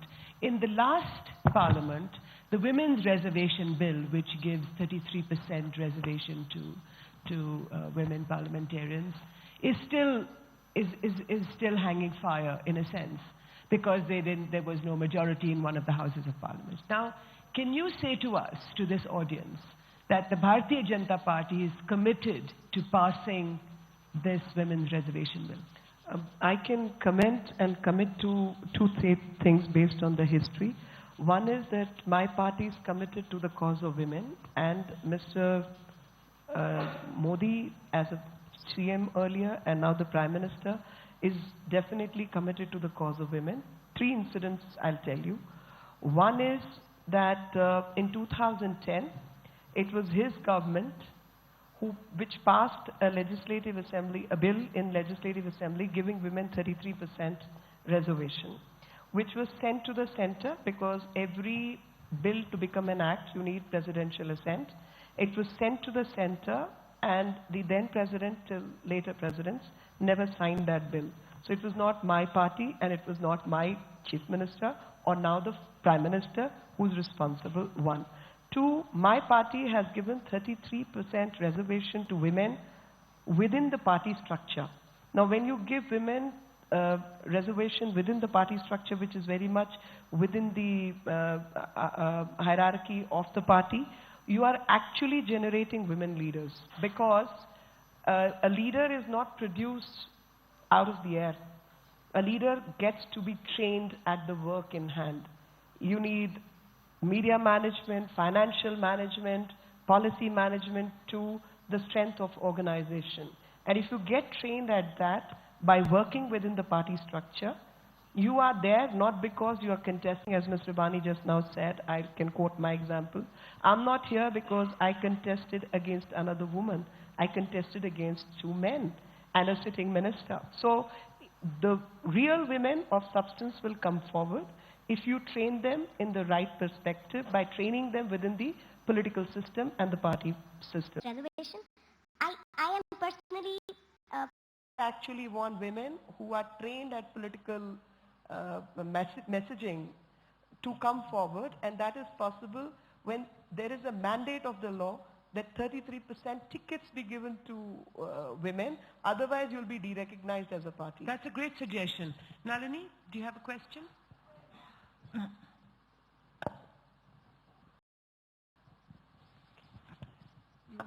But this is my personal opinion. My party can take 33% to women otherwise. Okay, this is my personal suggestion. Why, I don't know, Honorable Parliament member, why, I don't know, even in Nepal, even in India, a country so big, why are you satisfied with 33% when we are talking about equality? I'll tell you why. why Are you satisfied? It works we should out. be not only 30%, we should be half and half or more than that. I agree with you. Say we are women. Ms. And if you talk about equality. Koirala, there is a study to back me up, and the study is from Norwegian and Scandinavian countries. Because No, but if you, why are we looking at I'm Norwegian? telling you. If No, we are looking at let South me, Asia. let me just complete my technical argument. It is based on statistics. If you give tickets to 33%, finally reach the parliament is close to 50%. Because some who have contested earlier as women are leaders in their own right. There will be some who will be contesting on general seats, and there will be 33% in any case. So finally to the parliament there will be women who are more than 33%. Okay. So which is But statistically you're not proven. answering Anuradha ji's question. No, I'm answering her. I'm saying she's not satisfied. What she's she, saying is, because she needs to study the study I'm talking no, about. that's fine. But I think her point is that why are the women of India satisfied with the current existing legislation in Parliament today? It's only for 33% reservation. What about Pakistan? Are you satisfied with 75 seats, if I'm not wrong, that are given to women? I think only? about 65 seats. I think that's a fair, you see, because again, that's this quota which is reserved for women, which means that 33% women will be in Parliament, will be in Parliament as nominated by the political parties, and then there will be more women, as in the case of Pakistan, for instance. In my times, I remember both times in Parliament, there were 12 women who contested the general elections and came. So, we can agree on 50%, 60%, 70%, 30%. I think 33% was a very good start. So you have to start, you have to have a starting point. And then there's obviously the mainstreaming. I also believe in mainstreaming of, women in... processes, whether it's economic or political or social. I think, again, I would say, why quota system? Why quota system? I don't understand that. I would like to, get explanations. Why quota system for women? Why not quota system for men? Absolutely, I think that's a fair question. Melanie, would you like to ask us? Well, actually, more comment. Anuradha Koirala has done work and knows about the suffering of women in Nepal and at our border of UP and Bihar more than anybody else. And I really salute the kind of work you've done with women and children. And it is no ordinary woman, no ordinary South Asian woman who could have accomplished as much as you have. But I must say that as a journalist, I would not like to agree and just let you leave the debate with this what would be called feel-good factor for women. I think what I'm deeply impacted by is what Nisha said when she went trekking to the fastnesses of nature. Nature did not ask, are you a woman or are you a man, and therefore shall I save you from this blizzard today? What I'd like to say is that fundamentally and finally, we have to locate ourselves, women, back in our families. That is the unit that is given to us today. Tomorrow the families might be different, but as we have known it through the last, let's say, 1,000 years or more in this part of the world, it's located in a family. I would just like to, just one very wee and extremely tentative word of caution. We are located in our families, but we have to acquire a much better,